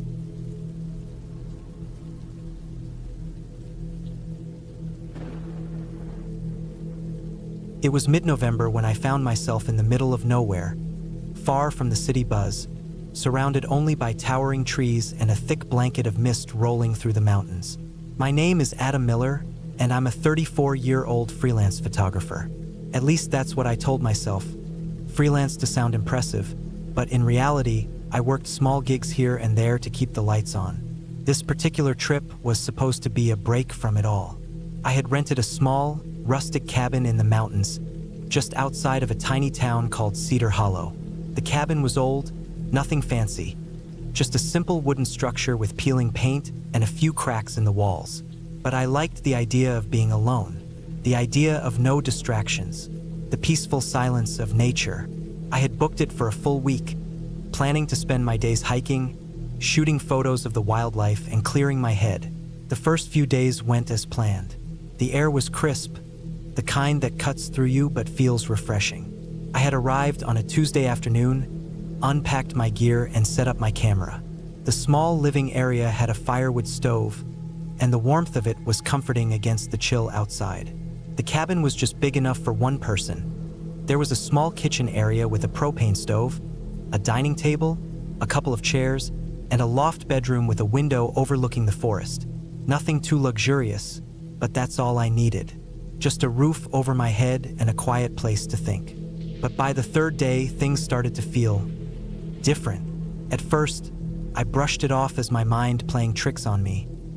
Too much time alone, too much quiet. But it was hard to ignore the creeping feeling that something wasn't right. It was a Thursday morning when I first noticed the sound. It was faint, so faint that I thought I was imagining it at first. It was a sort of scratching noise, coming from somewhere near the back of the cabin. I thought maybe it was a raccoon or a squirrel. I had seen a few animals around the property, and it wouldn't have been the first time I'd heard animals trying to get into the walls. But this sound, it didn't stop, continued for hours. That day, I went outside to check the cabin's exterior, looking for any signs of damage or entry points where animals might be getting in. I found nothing. The cabin was solid. I even went around the back, where I thought the sound had been coming from, and found no signs of scratching or scurrying. The following morning, the noise was back again. This time it was louder. I could even hear it through the walls. It was as if something or someone was trying to get in. The sound was rhythmic, almost deliberate. I spent the day hiking, hoping to get my mind off it, but the moment I returned to the cabin, the noise picked up again. It felt like it was closer now, like it was inside the walls. That night, as I sat by the fire, the noise grew louder still. It echoed around the cabin, bouncing off the wooden walls. I tried to ignore it, but it was impossible. The more I tried to focus on something else, the more it gnawed at my brain. I stood up, grabbed a flashlight, and went to the back of the cabin. The wind was picking up, and the fog was thicker than usual, swirling in the trees like a living thing. My breath was visible in the air, and the cold was biting. I stood by the rear door, shining my flashlight around the exterior, checking the foundations, looking for anything that could explain the noise. That's when I saw it. A faint, shadowy figure near the far side of the cabin, moving just out of reach of the light. My heart skipped. At first, I thought it was a trick of the fog, but the more I looked, the more I was sure of what I saw. It was someone, crouched low to the ground, slowly circling the cabin. My immediate instinct was to run back inside and lock the door, but I stood frozen for a few moments, watching the figure's movements. The figure didn't seem to notice me at first, but then, as though sensing something, it stopped and turned toward me. I couldn't see their face, just the outline of their body in the fog, but the sudden realization that someone was out there, on my property, was enough to send a chill through me that made the cold seem welcoming.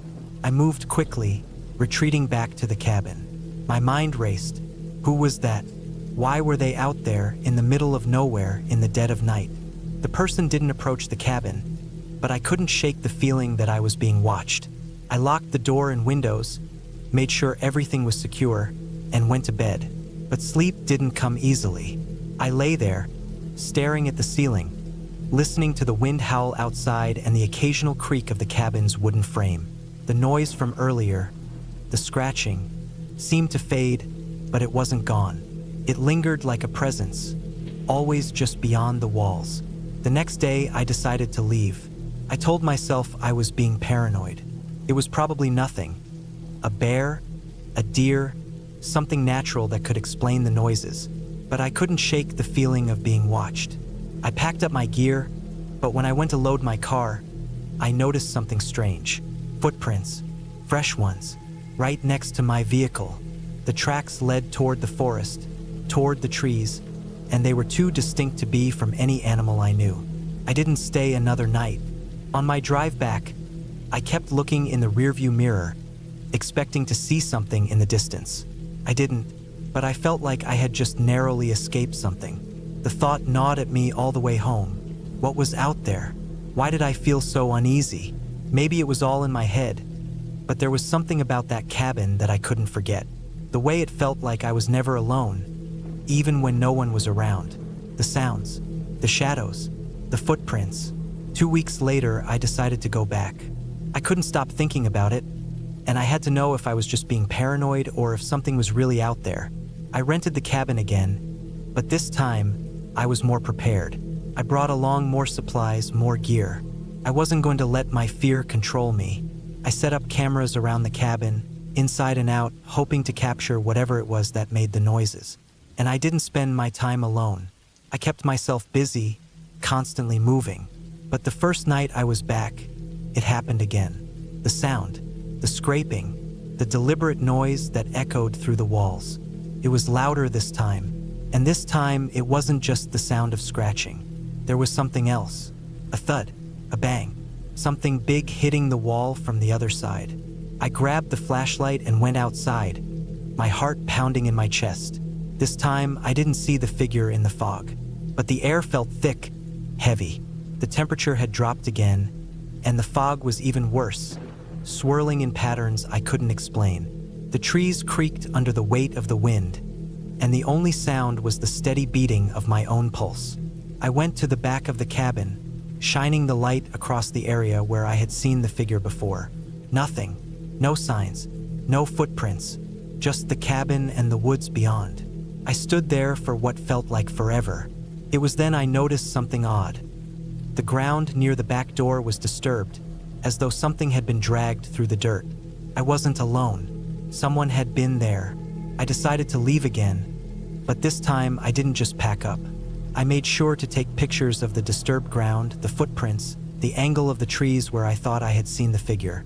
I sent them to the local authorities the moment I hit the road. I didn't expect much. This kind of thing is hard to explain, especially when you're alone in the middle of nowhere. The sheriff called me a few hours later. He said they were investigating the area. Apparently, they found signs of someone staying out there. The tracks I had found were fresh. They belonged to a man who had been living off the grid for months. He was known to the authorities for his reclusive behavior and his history of trespassing on properties in the area. They didn't find him, though, but at least I had answers. I never went back to that cabin. The whole experience, the isolation, the strange sounds, and the figure that lurked in the fog left me feeling uneasy. But I also felt relieved. Relief that it wasn't something supernatural, that it wasn't something I couldn't explain. It was just a man, a person, someone who had crossed the line, and I never wanted to be near that cabin again.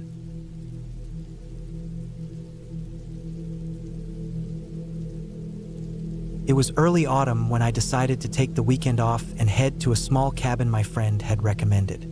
I was looking for some peace, a break from the hustle and bustle of city life. I'd been working long hours, dealing with deadlines, and just needed to get away, even if just for a couple of days.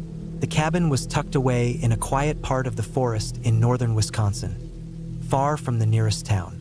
It was the kind of place where cell phone service didn't exist, and the only sounds were the wind through the trees and the occasional rustling of wildlife. The drive up there was peaceful at first. The sun was setting, casting an orange glow over the winding roads as I made my way deeper into the woods. I didn't see many cars on the road, and the further I went, the more isolated everything felt. There wasn't much in the way of civilization, just miles and miles of thick trees and small, scattered homes. I arrived around 7 p.m., just as the light was fading from the sky. The cabin sat at the edge of a clearing, the windows reflecting the last bits of sunlight. It was a simple structure, a small log cabin, built sturdy but with a rustic charm. It wasn't big, just enough for one person. A small porch wrapped around the front, with a couple of rocking chairs that creaked in the wind. I grabbed my bags from the car, feeling the cool bite of the evening air. There was something serene about being this far out. The only thing that bothered me was the silence. It was so deep, so complete. I walked up to the porch and unlocked the door. The inside was just as cozy as I had imagined, with wood paneling, a stone fireplace, and a couple of old but comfortable-looking chairs. A small kitchen was tucked away in the corner, and a loft bedroom upstairs. It looked perfect for a quiet weekend of reading, cooking, and maybe a little hiking. I set my bags down and took a deep breath, inhaling the crisp air that seemed to come from everywhere at once. I made a quick dinner, nothing fancy, just a sandwich and some chips, and ate while I let the day's stress melt away. Afterward, I sat by the fireplace and watched the flames flicker, warming my chilled skin. The fire crackled as I sipped a glass of wine, letting my thoughts wander. As the night wore on, the darkness outside the cabin thickened. The trees cast long shadows, and the occasional animal sound echoed from the woods. At some point, I noticed a strange stillness settling in. The wind had died down completely, and the silence felt almost oppressive. It wasn't normal. But then again, I was far away from everything, so maybe I was just overthinking it. I went upstairs to bed around 11 p.m., the stairs creaking beneath my feet. The bedroom was small, but comfortable, with a soft bed and a window that overlooked the forest. I turned off the light and pulled the covers up, trying to shake off the strange feeling that had settled in my stomach. The silence outside was deafening now, and the air felt thick with something I couldn't quite place. As I lay there, my mind kept drifting back to the strange stillness. It wasn't like the usual quiet of the woods. It felt different, almost unnatural. I tried to push the thought away, telling myself it was just the isolation, that I was too used to the constant hum of the city to appreciate true peace. But then came the sound. At first, I thought it was just the house settling, a creak from the old wood.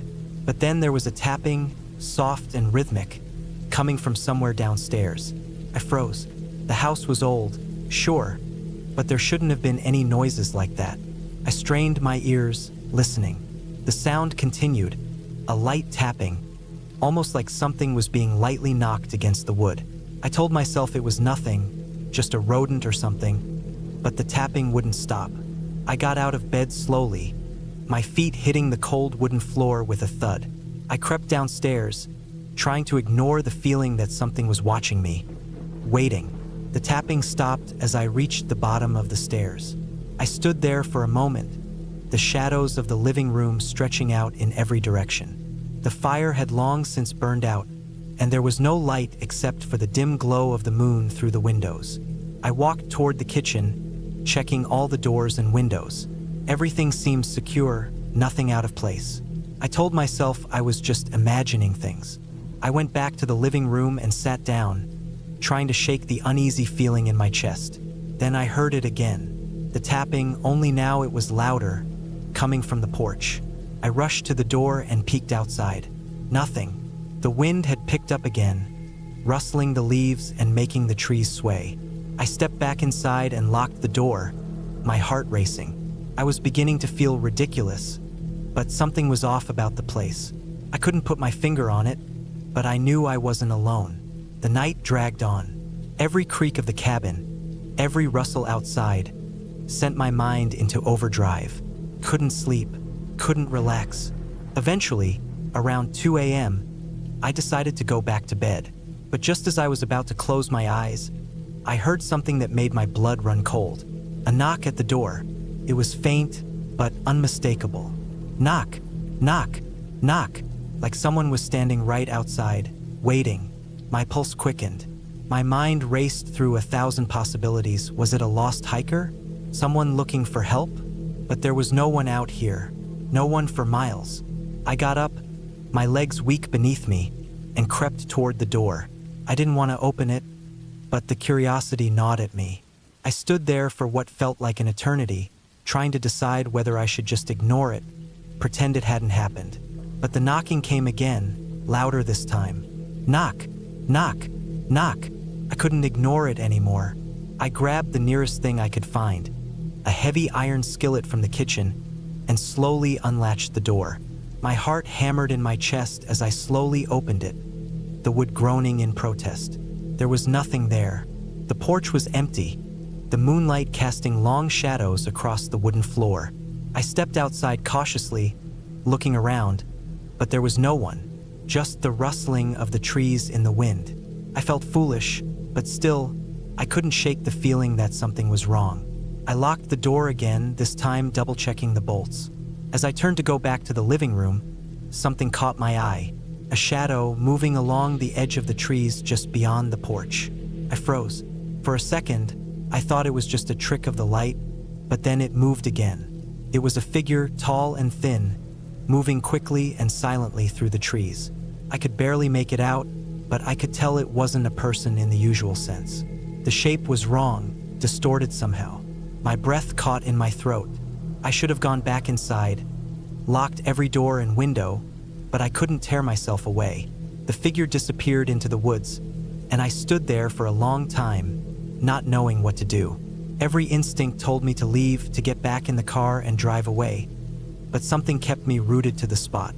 Eventually, I went back inside, my mind racing, my body on edge. I didn't sleep that night. I kept the lights on and the doors locked, jumping at every sound. But nothing else happened. No more knocks, no more figures in the woods. By morning, the sun was up, and the woods seemed almost peaceful again, though I couldn't shake the feeling of being watched. I packed my things quickly, leaving as fast as I could. As I drove away, I took one last look at the cabin in my rearview mirror. I never went back.